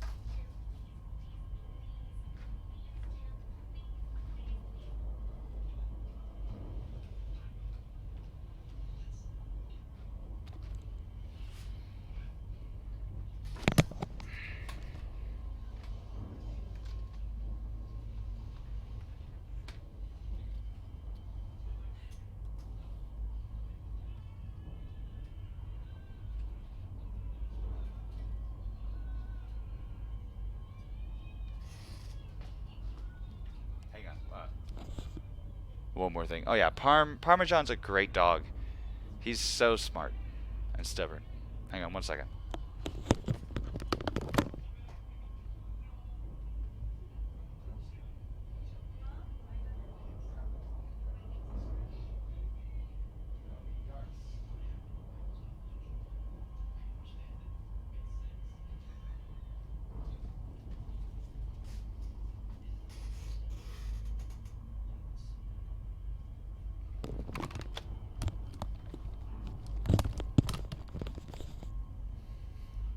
Yeah, he's such a good boy. I took him backpacking. He's gone back on 2 trips with me now. He loves camping. That little guy can tear up some trail. I mean, when you only weigh like 10 or 11 pounds, it's not hard to chew up a mountain and just tear up the trail. Dude goes. Oh, I don't think this is an Earth-like, actually, is it? Let's go here. Dude, oh man. So I need to come up with some more creative rewards. I'm gonna do... I'm gonna do the kitty too, so when you see kitties... I couldn't get an image cut out in time, but... You've nerfed the wife twice, and I actually owe you one. I'm gonna make a kitty reward. What should I do with kitty? Like, if you see the kitten go by, I can grab him and play with him. I can't. He loves pens and paintbrushes.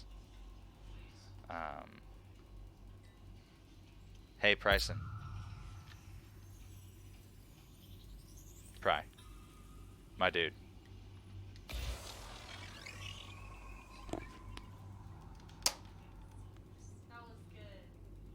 Right in the lap. Oh, I got her in the hair. Ooh. Efficiency target bonus. Dude. This one's orbiting fast. What's the information on this guy? No volcanism, no atmosphere. Iron, nickel, sulfur. Worthless. Earth masses. There's no day, orbital location.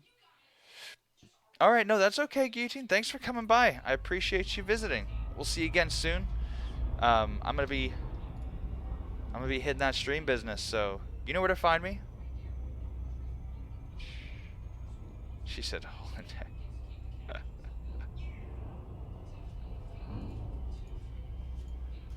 The wife will compromise my whole integrity if I shoot her anymore in a short period of time.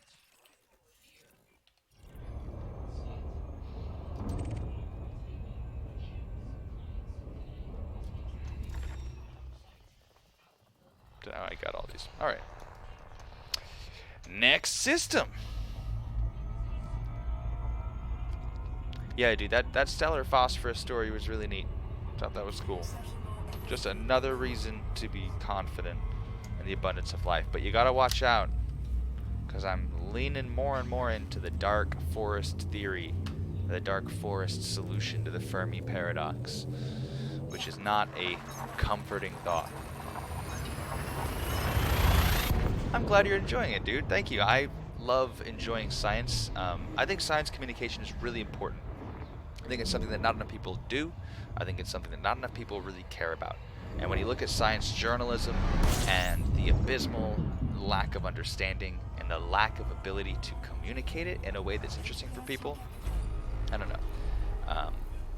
And I know that I do have an ability to communicate with people, especially about the things I'm passionate about. Yeah. Look, I totally relate to that. To be perfectly frank, I'm an awful student. I did very poorly. I'm a 3-time city college dropout, much to my dishonor. I wish I could have been a better student.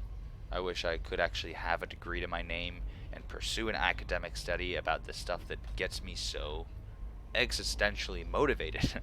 When like guillotine studies, an amazing field. That's so cool. I'm jealous.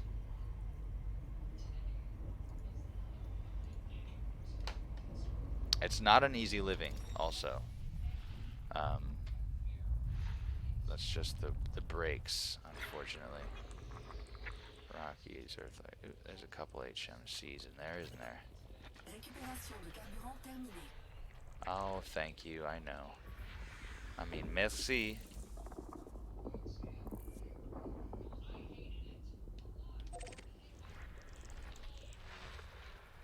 Let's see here. And if you ever have any science topics that you want me to cover, send them my way. I love it. I listen to the Skeptic's Guide to the Universe podcast and try to get a lot of science news from them. They're really smart people. Really, something like actual neuroscience, neurosurgeons and materials engineers and neat stuff from really smart people. They inspire me because they dedicate an incredible amount of their personal lives. I mean, one of them is a practicing doctor, and he still makes time to research, and mainly he spends a lot of time communicating science to people as a profession. It's really a neat thing, and I just know it's not for me. I lack the credentials. But I'll be a cheerleader on the sidelines, a cheerleader for science. I'm trying to do my part. I want to make things interesting. So, in the spirit of that,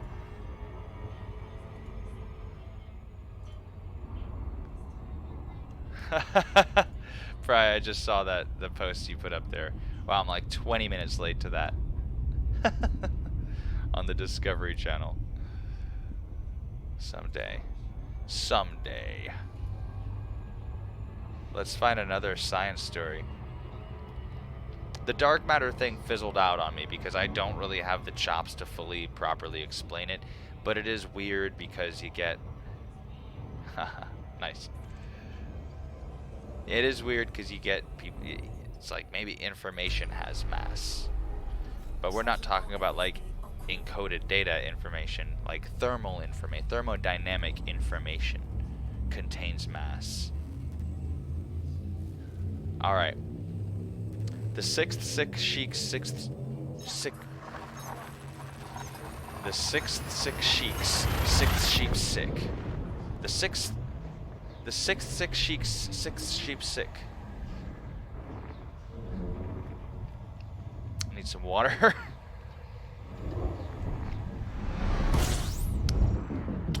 The sixth sick sheik's sixth sheep sick. Boom! Nailed it. I think that's a fun reward. I made it cheap. Why not? And if you have any ideas for specific rewards, let me know. There's some easy ones on RimWorld, like you can name things or you can have some influence. There's just not a lot of direct ones. That's the hardest tongue twister? According to Guinness. Well, Guinness kowtows to brutal dictatorships for free money. Guinness will get no love from me. The sixth sheep's sick. That's not so hard.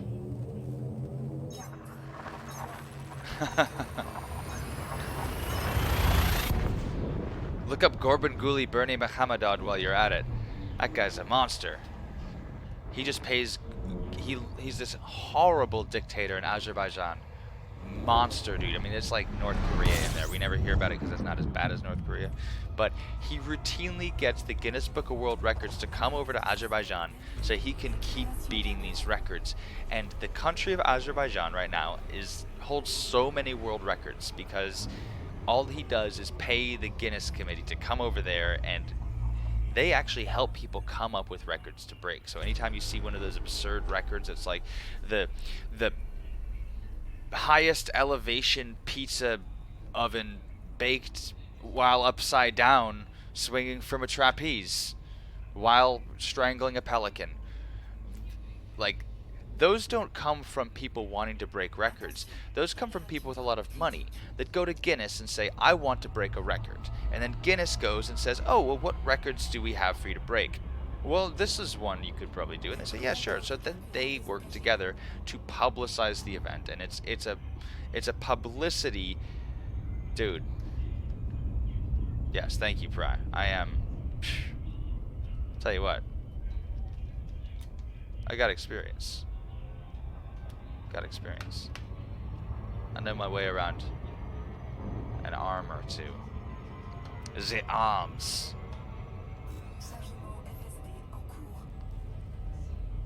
Totally derailed my train of thought. What was I even thinking about? Good God.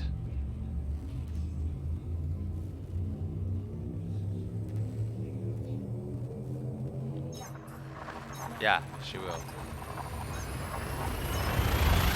And I do hope it's the first time your name is associated with this kind of violence against women, because I find it frankly unacceptable.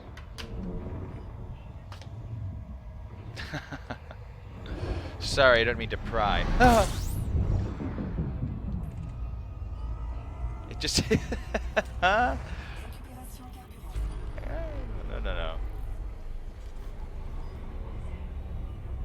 Despicable. Despicable.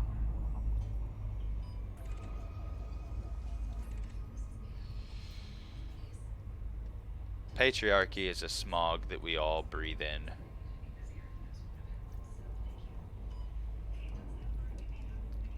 That's how you wind up with people like Joe Biden.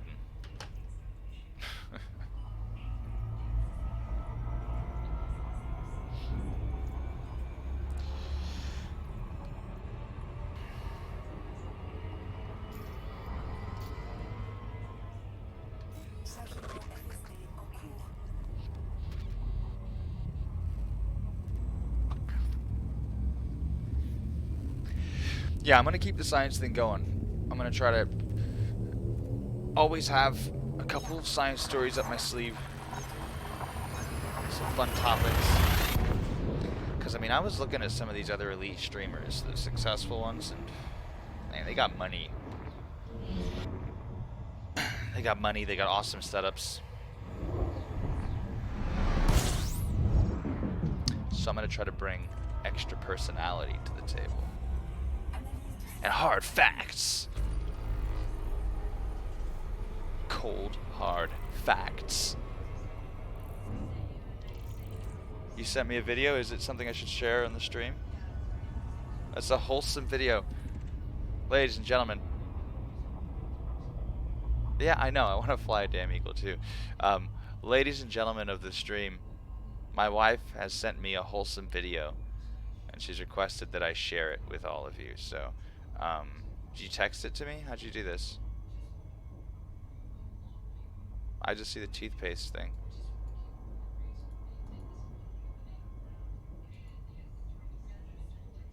Says it sent it? I don't have it. Send it again.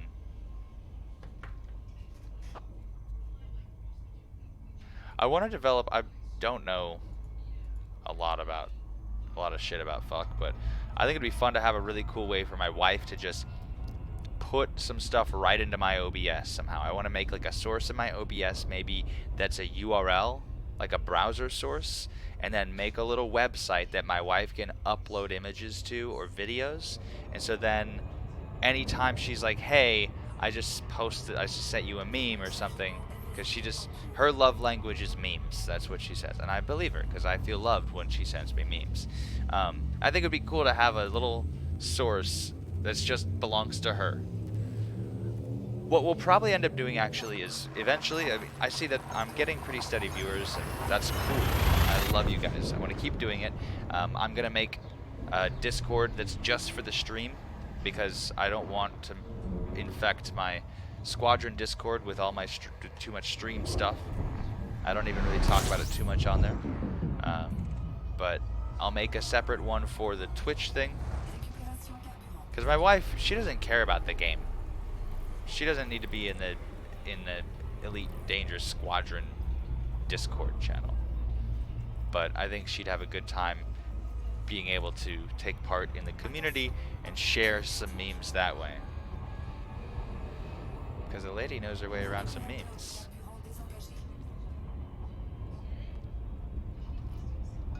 Have I received said meme? I think I have. Let's see. Okay, yeah, I got a video. Alright guys, so let me bring this over. Yeah, I'll go ahead and probably, let's say this weekend, actually, my wife and daughter are going on a trip to visit the father-in-law. My father-in-law, not her father-in-law. So her dad, I suppose, is easier.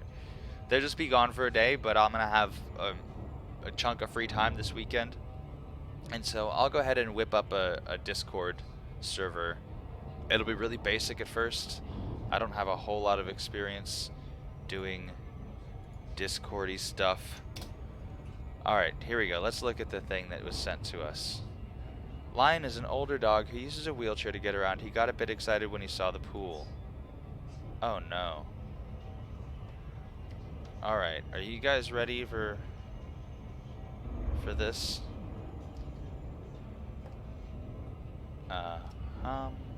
Wait, I don't want to do full screen because I'm in the way there. Let me see. Yes, this is good. Alright. Here we go.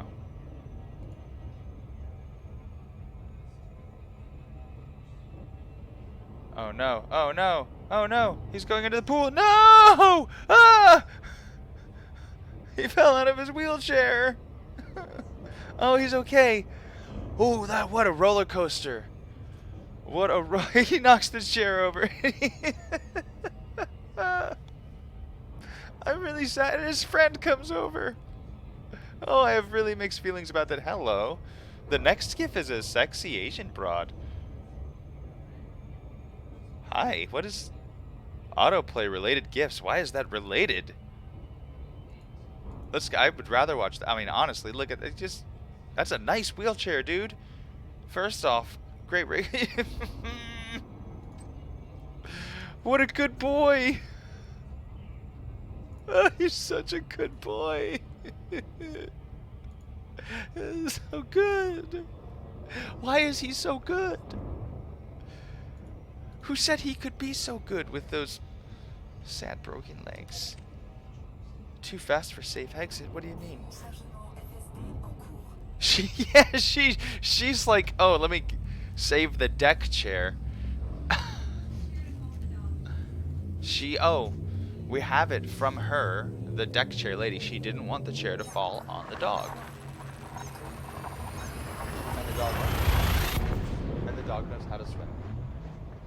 So, we got too excited.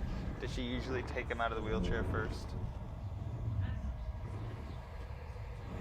It's okay. I mean, leave it to Reddit. Anytime there's a cute animal gif on Reddit, it's like the top comment is like, this dog is being abused. The only reason it would ever behave like this is if they're beating the hell out of it off camera. And you're wrong for enjoying it. You shouldn't enjoy that. Can you believe it? He's enjoying it. Gonna downvote you. I mean, yeah. Reddit at large does suck. Reddit as a company does suck. Certain subreddit communities are really cool and fun. And you just gotta unsub from as much bullshit. Anytime bullshit happens, and it constantly happens, it follows, it goes around from community to community, and you just gotta chase the good communities, I guess, because, I mean, there's some really cool ones. But yeah, in general, Bryson, I have nothing. Yeah, I mean, I remember early days. I got my 7-year badge. 8-year badge? Fuck, I mean, I was from the Dig Exodus, the first Dig diaspora. Was what brought me to Reddit. Stumble upon. You guys remember the internet before Reddit though, when you had to know what websites to go to, or just be brave on Alta Vista? And then Stumble Upon happened, and that was like pre-Reddit. That was Reddit without a community, just random shit. But Stumble Upon is how I found Shave Them Titties. Do it now. Open a web browser and go to shavethemtitties.com. Do it. Do it now. I hope it's still up. Can you check? I don't know if you guys watch Joe Rogan, but she's gonna be like my Jamie. Look at. Can you pull up that picture, Jamie? Pull that up. The one with the chimpanzee with the big shavethemtitties.com. I like Joe. I want him to do better. I want him to do better. That's okay.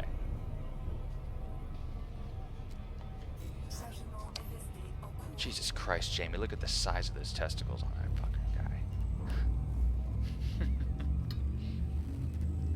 Joe Rogan, look at the size of those testicles, Rogan.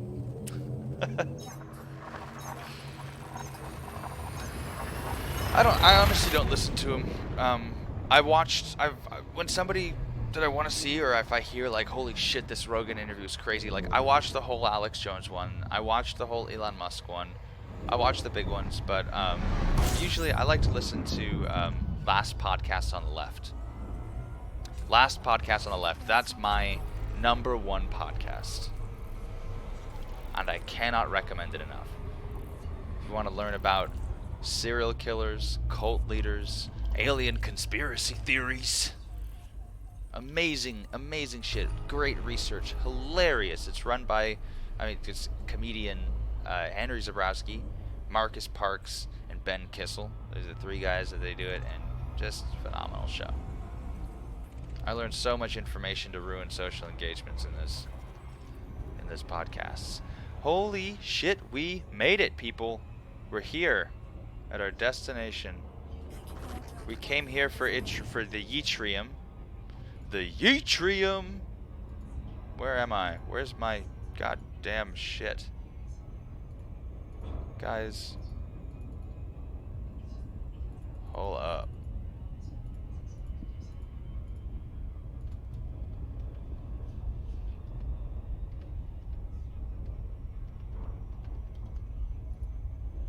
God dang it, Bobby. Hang on. If you like history and you want to listen to some long-form history podcast that's going to blow your mind, Dan Carlin's Hardcore History is so good. The dude can tell a fucking story like no other. I mean, if you want, he can make 27 hours of material on World War I be so engaging. We're going to B5A here in Otots, LSK. B5A.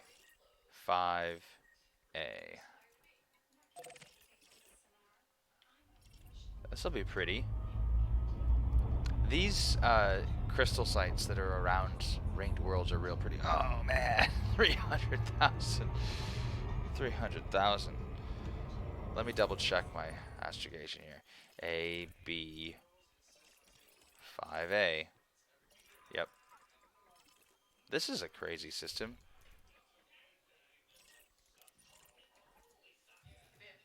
Yes.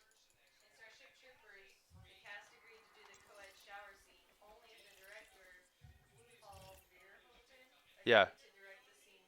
Yes, I've heard about that.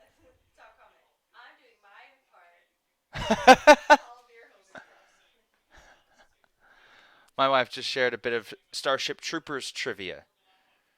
All right, Pry. Dude, good shit, bro. Good luck on your exams. Crush the enemy of ignorance. Do good in school. Don't be like me. Thanks for hanging out, my dude. I'll see you next time.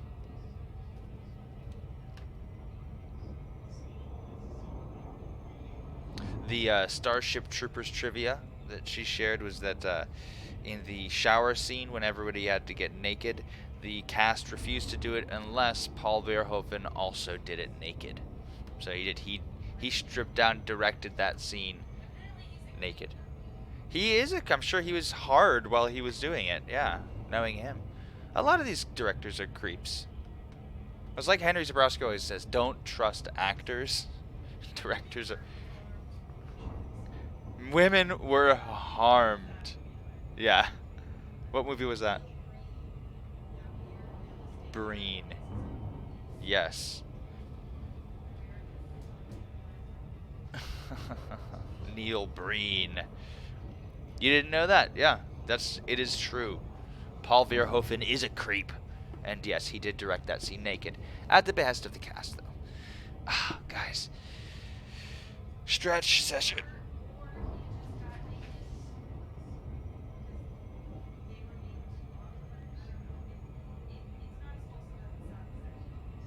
Oh, she's adding some context. It isn't as wholesome. It wasn't like the cast was like, we're not going to do it unless you get naked too.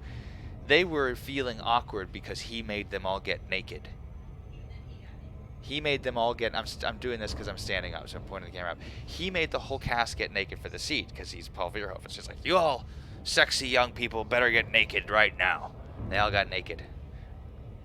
And then they. It's a great scene, great tits. Anyway, they got naked, and they were too awkward because it was weird. And so then he's like, well, look, it's okay. I'll get naked too. And then he got naked. So yeah, it really does just sound like a pervy old dude trying to get naked with some young people.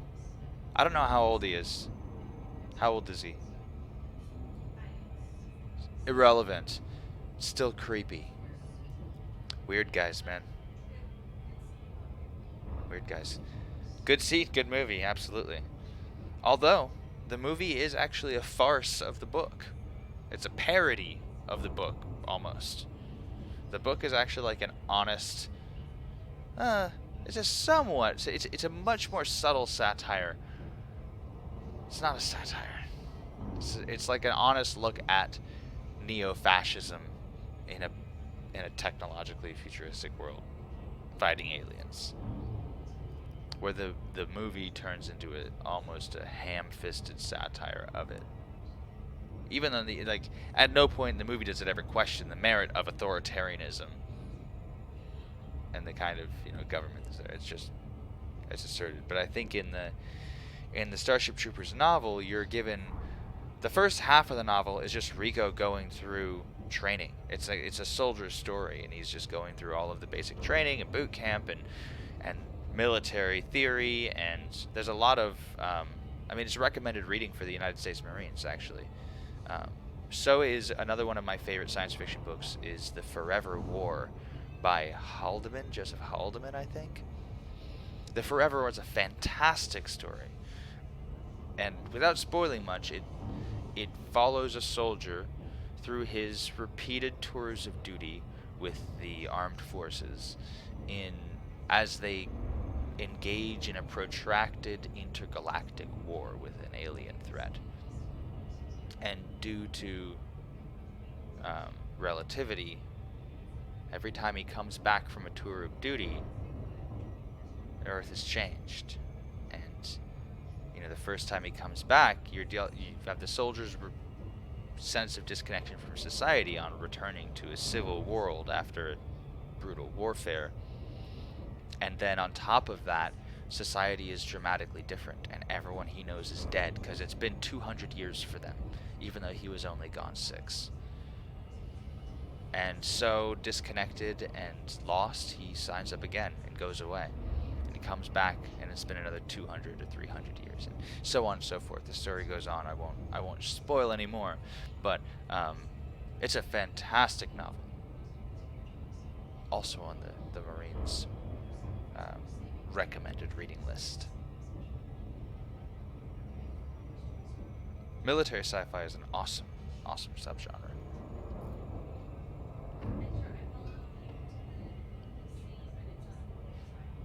Well, I probably can't link to a porn site on the... Oh, you're just watching the scene. X-Hamster? I've never heard of X-Hamster either. What is it? Is it a hamster website where they sell hamster supplies? It's not a good name. It is a terrible name. Yeah, I mean, who thought of that? Guys, you know what I really liked? It's real sexy and soft. A hamster. It's my new website. It's where you go to rub one off. Oh, hang on. She's going to show me something raunchy. Sorry. And this is why we need a Discord. I'll make a Discord so we can post the stuff that'll violate Twitch terms of service, okay? I promise. We can do that. We'll make a nice 18-only, mature-only Discord for all of the vile fucking shit that people want to do. No gore, though. We'll keep the gore off of this. Look at the shape of this commander. Hi, Dr. Scorpius, MD. You're the second doctor we've had in here. What do you mean the shape? Am I shaped funny? Oh my god. No. Hang on 1 second. I'll be right back.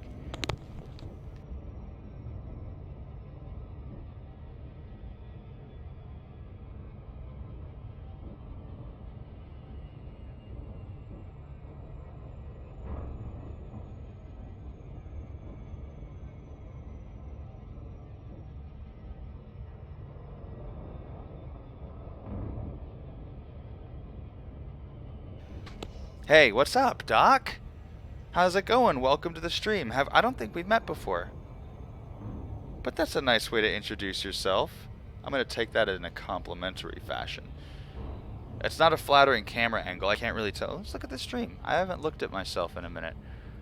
What ghastly appearance am I projecting now? Let's see.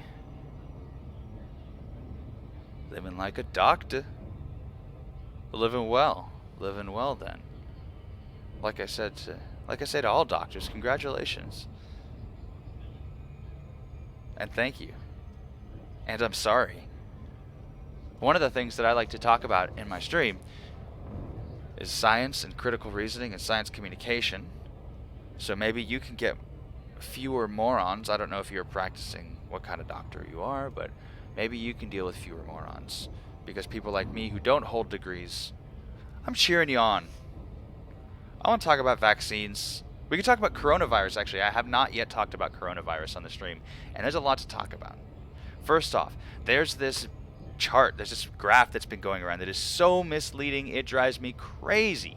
Let me find it. I've seen it on Twitter a few times, and it just hits a couple of my pet peeves when it comes to representation of data, and then just intellectual honesty, right? That's important, that we represent things in an accurate, meaningful way. And when you put together a chart, you want to tell a story. You want people to have a reaction to it, generally. So, my wife is phones. You can't browse. Look, browsing porn sites. I've read this on websites. Browsing porn sites on mobile devices can be hard because the mobile web pages can be tricky.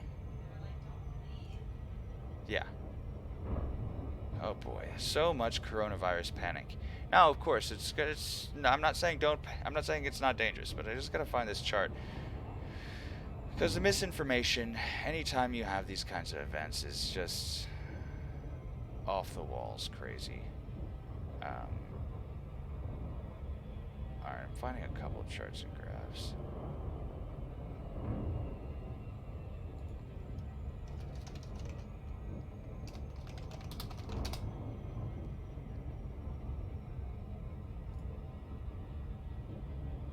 Oh, no, I can't find the dang thing. Anyway, doctor. What kind of doctor are you? A beat doctor? A beat doctor? Feet doctor? A sweet doctor? God, now I can only find legitimate graphs. I'm trying to find that misleading graph that I saw, so that I could talk about why it was misleading.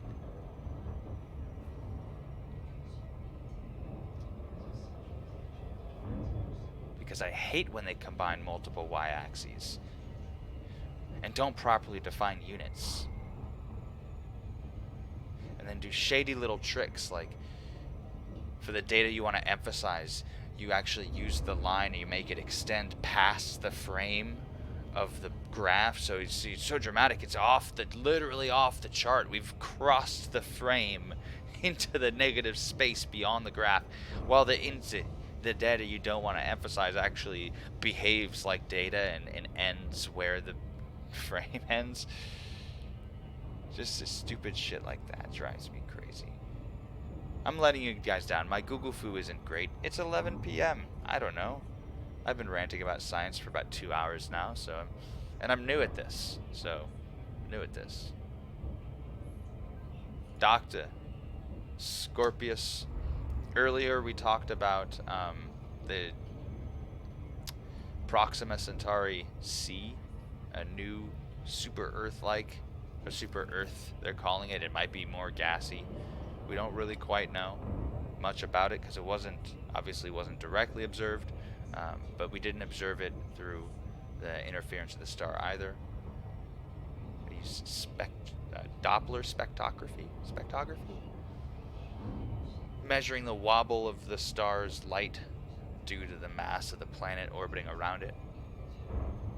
But again, not great candidates for life, not great candidates for habitability. Proxima Centauri is a weak ass little puny star. A tiny little thing. Just blasts UV and X-rays. So even Proxima B, the world that's in Proxima's habitable zone, even Proxima B is tidally locked. It's completely devoid of an atmosphere. It's lacking a lot of features that are interesting. So our closest neighbor, not looking good. But if we have the ability to go 4.2 light years, then we probably have the ability to go farther.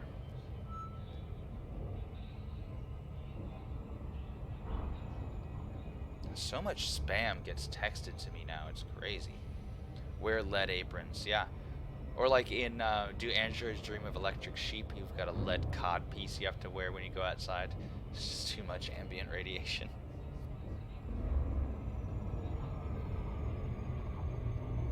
Certainly something to be concerned about.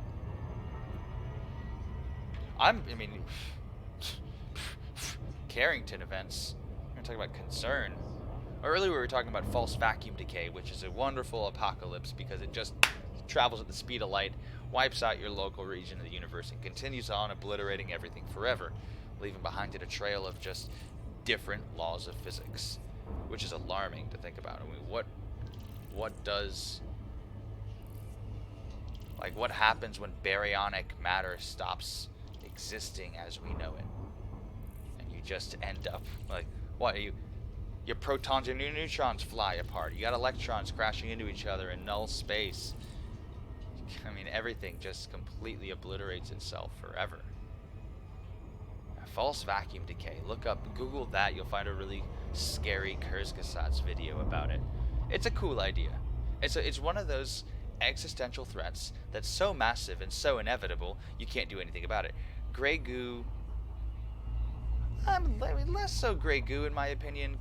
Masquerade, yeah, a Carrington class event, but that's like a localized thing. But it's also like a game of roulette, right? I think in 2013 or 2014 there was a CME that would have been powerful enough to do some serious damage to Earth's electronic infrastructure, but it just hit a different part of its orbit. We missed it by a couple months. It was over there, we were over here. I mean, so like you say, it's way more likely those things are happening all the time. Even in a solar minimum, it can still occur. With this vacuum theory, what types of damage? Um, Existential. So let me give you some background. So you know about the. Sorry, it's late. Let me get my terminology straight.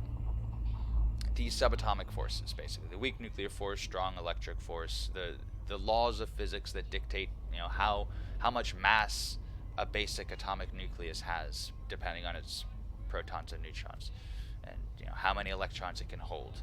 These are the laws that dictate all elemental chemistry, and you know, allow for complex matter to exist in our universe. So those laws, those numbers, values were established in the moments after the Big Bang. The idea of a false vacuum state means that the word vacuum state refers to the balance. Everything exists right now. The laws of physics are in a state of vacuum. They're in a resting state. They're not moving through energy states like they were in the femtoseconds after the Big Bang, when matter and antimatter was annihilating itself and the scales were tipping. The energy level of the universe was crashing down through energy levels, and it hit a vacuum state and rested at a point where you could get hydrogen and helium and eventually heavier elements. The idea of a false vacuum is that vacuum state that we landed in is not the actual bottom of the valley. That's not the lowest vacuum state. That there's a little hump, that it's possible for an energy state to get pushed over that point and crash down another hill, basically obliterating matter and the laws of physics as we know it.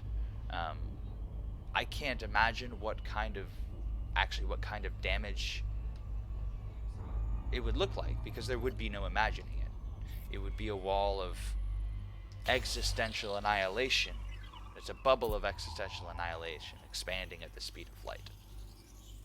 And so we could never measure it, we'd never see it coming. It would just simply sweep across us and leave behind nothing. Or maybe everything, and everything slightly changed. There's no way of knowing what the true bottom is. Once you slip off of a false vacuum state, we don't know what other energy levels, how they behave, um, in that way. It's a tough thing to imagine. I certainly don't know how to do it. Oh, good, nice dayside. This is a pretty world. Let's do a quick. Take my face off for a second.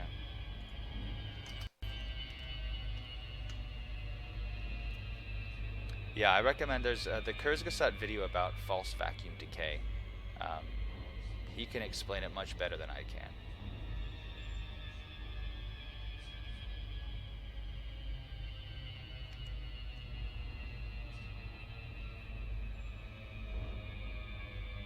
So many colors on this guy.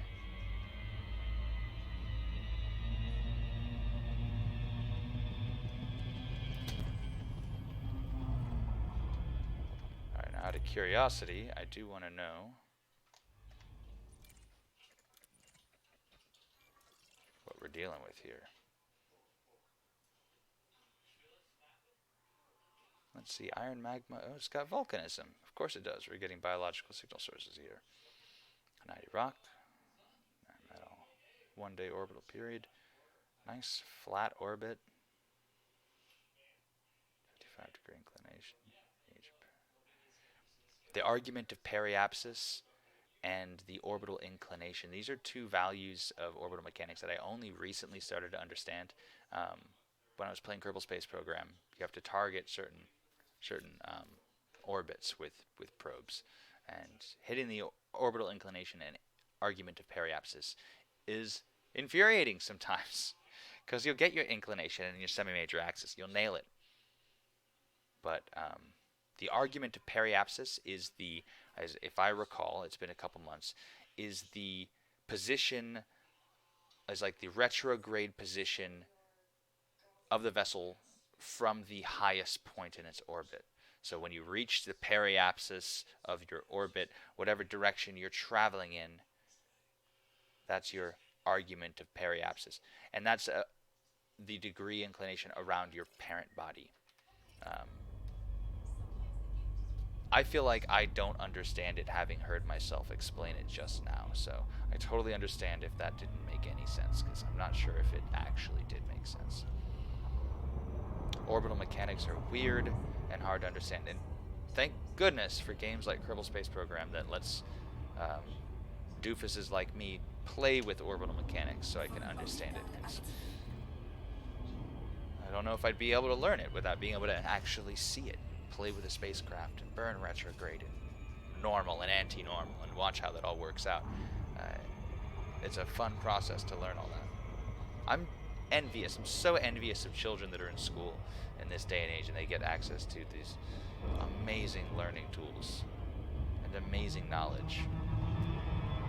I mean, I'm not that old. I'm 31 years old. I had to do math. And I remember being in the 2nd grade and them telling us about this thing called the internet. And it's coming. And it's gonna change the world. And it did. They were right. Absolutely right. I'm over here being all animated and shit, and I forgot I turned off the camera. Anyway. What's up? If people are just joining, say hello in the chat. I love talking about pretty much literally anything and everything. Let me see if I can find a quote from the Skeptic's Guide to the Universe while I make this planetary approach. The chapter headers have good quotes. This is from the chapter on hyperactive agency detection, which is a common flaw. It's in the section on neuropsychological humility. Quote, "There is a very remarkable inclination in human nature to bestow on external objects the same emotions which it observes in itself, and to find everywhere those ideas which are most present to it." That's from David Hume. Hyperactive detection agency detection is the tendency to interpret events as if they were the deliberate intent of a conscious agent, rather than the product of natural forces or unguided chaotic events. I have not read that chapter yet, but I imagine it's going to talk a lot about some interesting things. How we tend to assume agency in things. Hopefully they'll talk about some cool evolutionary reasons for that too, because I'm sure there are some. Well, ain't that pretty? I see why people spend time only exploring. We're a bit off the galactic plane, so we can actually kind of have an edge-on view. We're a bit outside of the disk.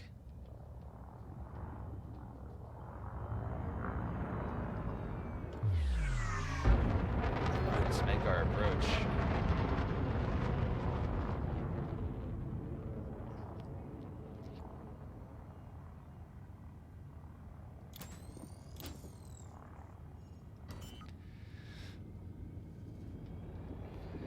But yeah, I mean, I don't worry about false vacuum decay.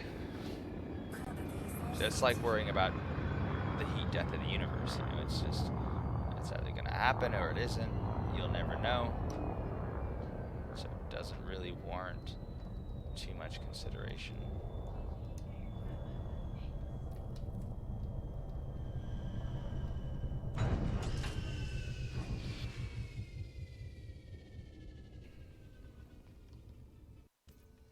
Yeah.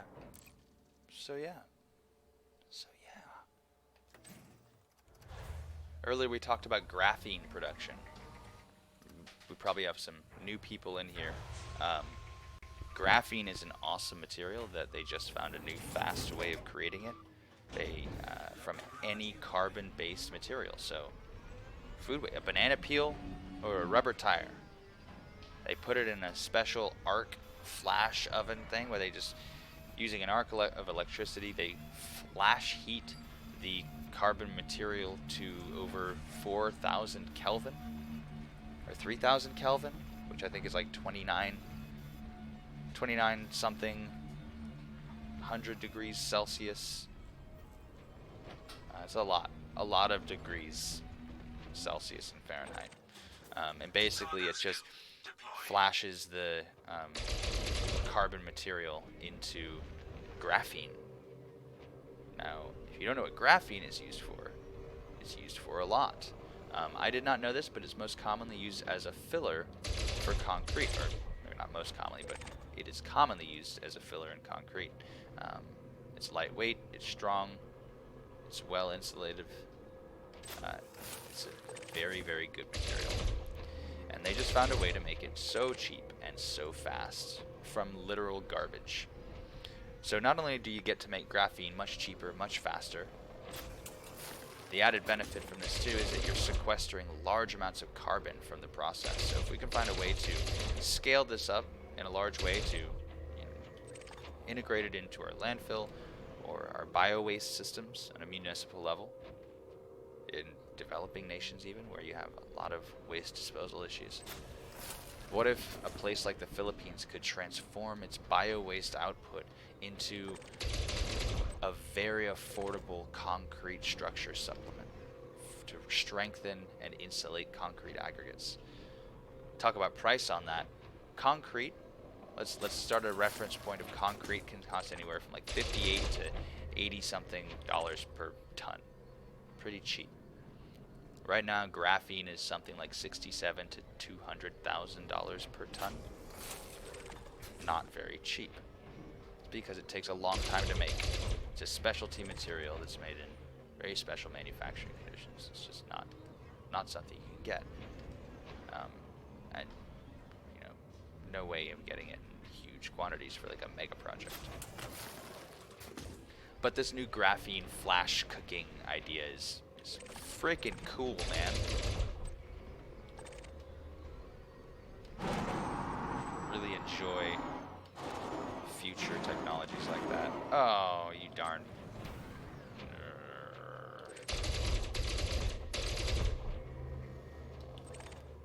Say hello if you're just joining us. Gonna be wrapping it up somewhat soon. I do have work in the morning, so I'm gonna be calling it just as soon as I get a few of these resources and rant a little bit more about science. Science communication is a pretty big kick of mine. And I spend a lot of time filling my head with science news and things that I get excited about learning, and I'm sitting in my car, my commute, listening to these podcasts and like having my mind blown. And come home and I'll tell my wife about him, and she'll be like, you know, she enjoys. She's not a simpleton by any stretch. She just hears me rant about it all the time. Hey. Well, if you had to live with me ranting, if I had to live with me ranting all the time, I'd go, uh-huh.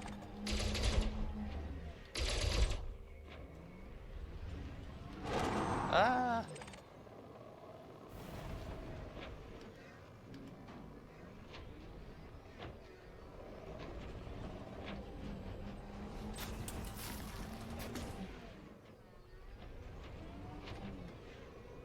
Nobody wants false vacuum, Big Day.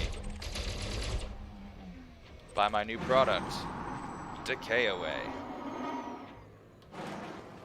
Oh, we made it over the spire, but we didn't get the material. I wanted to do both and be a really cool guy. Come on. Come on. There we go.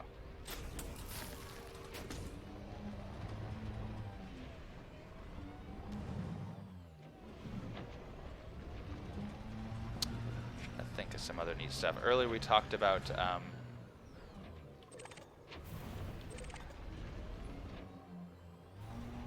what's her name? Gibson. It's getting late. I'm getting tired.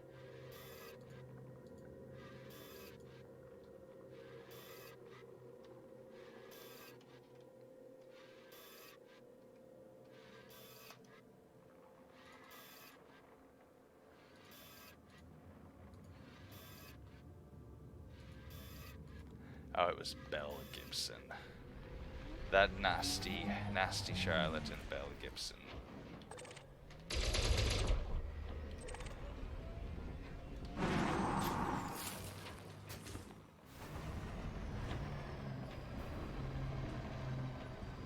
Very excited for those upcoming space missions.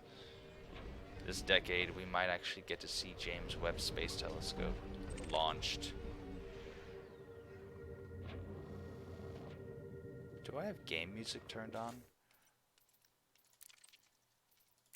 I think I do. Oh. Listen.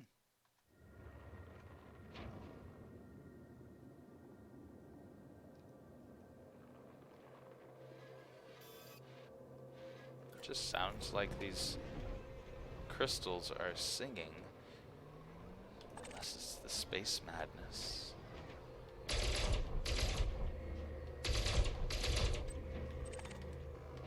After I'm done collecting all these materials, I'm gonna need to get a move on getting more money.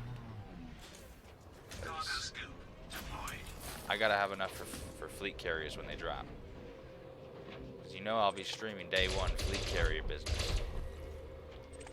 I gotta. It's an obligation. Squadron leader. I have to have a fleet carrier available for my boys. Out of ammo. Goodness gracious.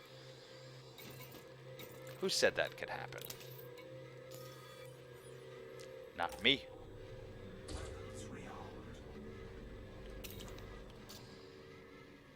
That's right. Wait, we're gonna check this out.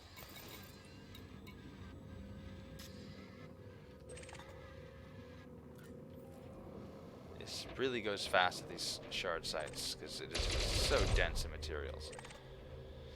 So I think for new players, one of the first things that I try to recommend, once they've, after you've got the basics, after you've figured out, if you want to pursue a certain career, I think whether or not you're interested in exploration, you need to have a nice, good exploration ship. It's the first thing you're going to want to get. You're going to want to go those 5,000 light years to unlock. I forget Palin, gosh. It's been a while. You're going to want to get those 5 kilolight years. You're going to want to go out and get your Guardian frameshift drive booster. While you're out there, you might as well get some Gauss and other blueprints so you don't have to go out again for a while.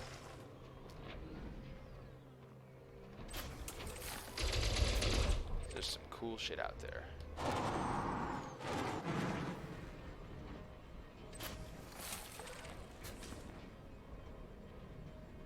Now, this Friday,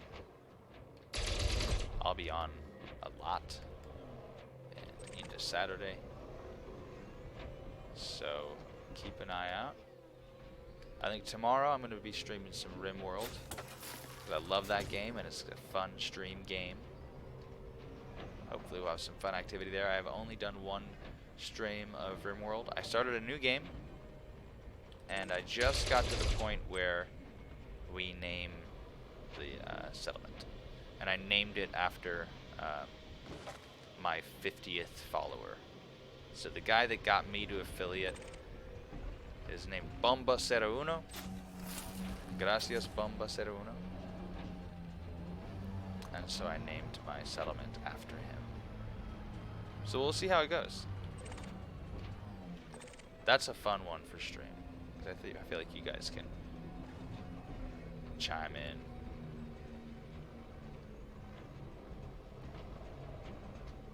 Here, let's I know a good way to close out the stream. Wrong one.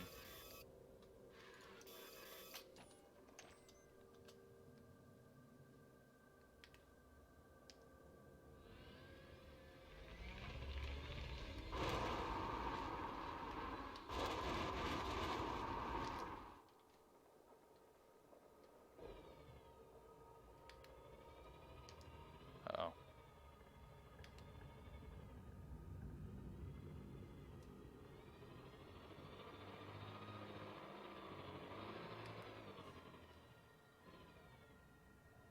I gotta set up a camera angle here.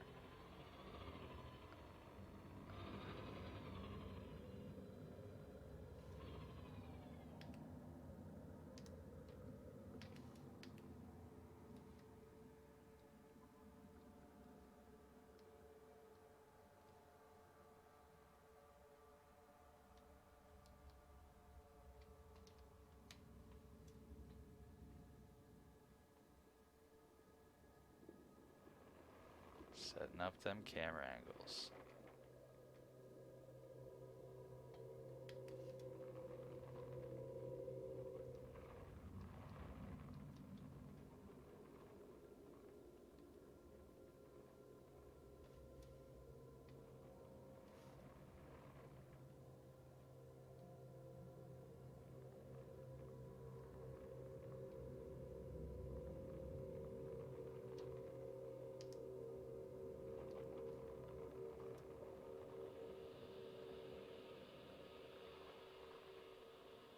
Okay, here we go.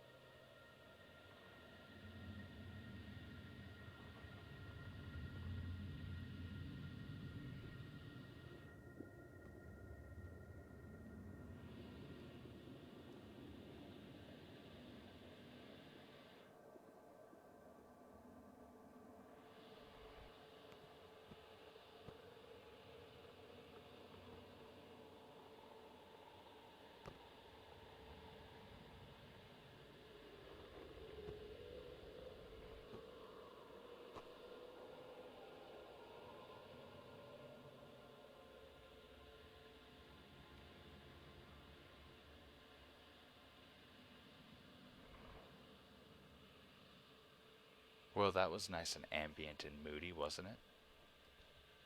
Downright pleasant.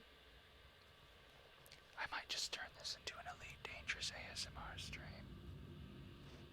But I hear ASMR is really frustrating for some people, so maybe I shouldn't. Maybe I'll do that in different streams. Did you like that, Nomad? Look at that beautiful ringed world. See the chartreuse clouds swirling, orange underlayers, and white storms. Just narrating heavenly bodies.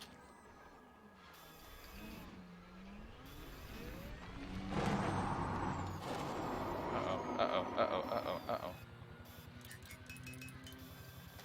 Uh-oh. We aight. We aight. We're good. We good. See? We good. I could, man. I do not like my voice, but I've been told it's acceptable. Yes, we're gonna use it. Doing a flip.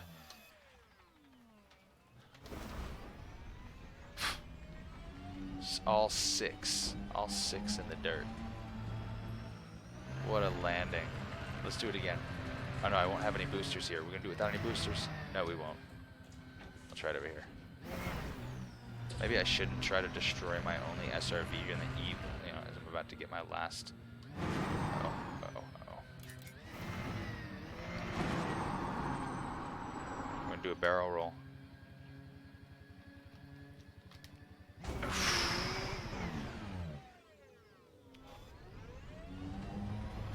That one hurt.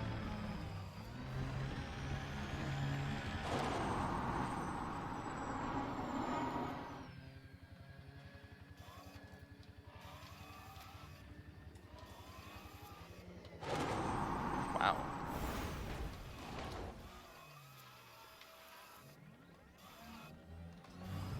You know what I'd like to get eventually? Maybe my first, like... Oh my god, dude, I fucking love that. I absolutely adore bombing around in these SRVs. Fuck you guys up.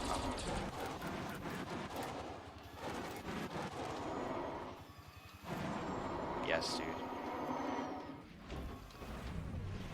Anyway, what was I gonna say was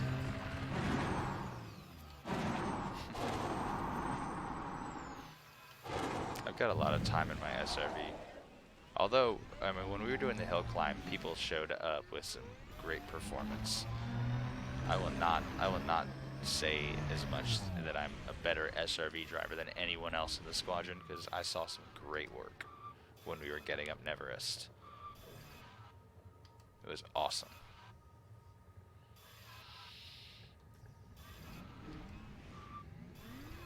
Yeah, actually, let's go ahead and board the ship. Alright, so I probably won't stream Elite tomorrow. I'll probably do some RimWorld, because I usually don't get on until the servers go down. And I want to see what the RimWorld Twitch folks are like. Say hi to all of them. Although with RimWorld it's harder. Like with Elite, I think I can juggle all the science stuff really easily. Because, you know, there's all the super cruise time, the jump time. I can jump over to a browser window to pull up a reference, and I can talk about a science subject for a while. And I can keep jumping back to it.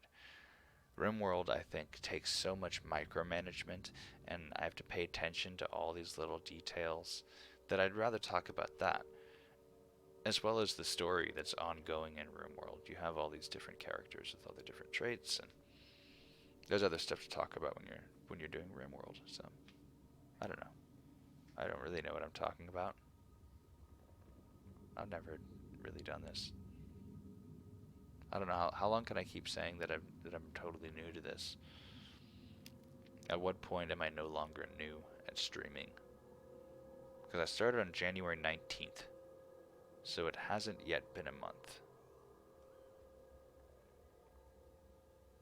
I'm not sure when. Tell me when. It's Gigi. Gigi. Kitty. Pardon the desk mess. Oh, she's looking at the dog treat. Come on. Over here. Yeah, come on.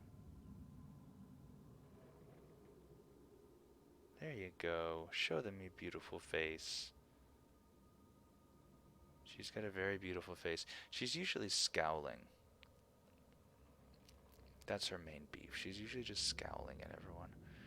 And she sits with a really hunched over posture. She's all hunched.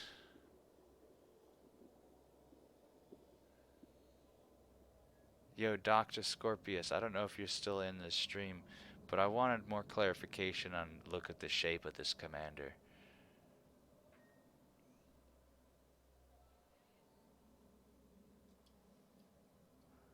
What you mean?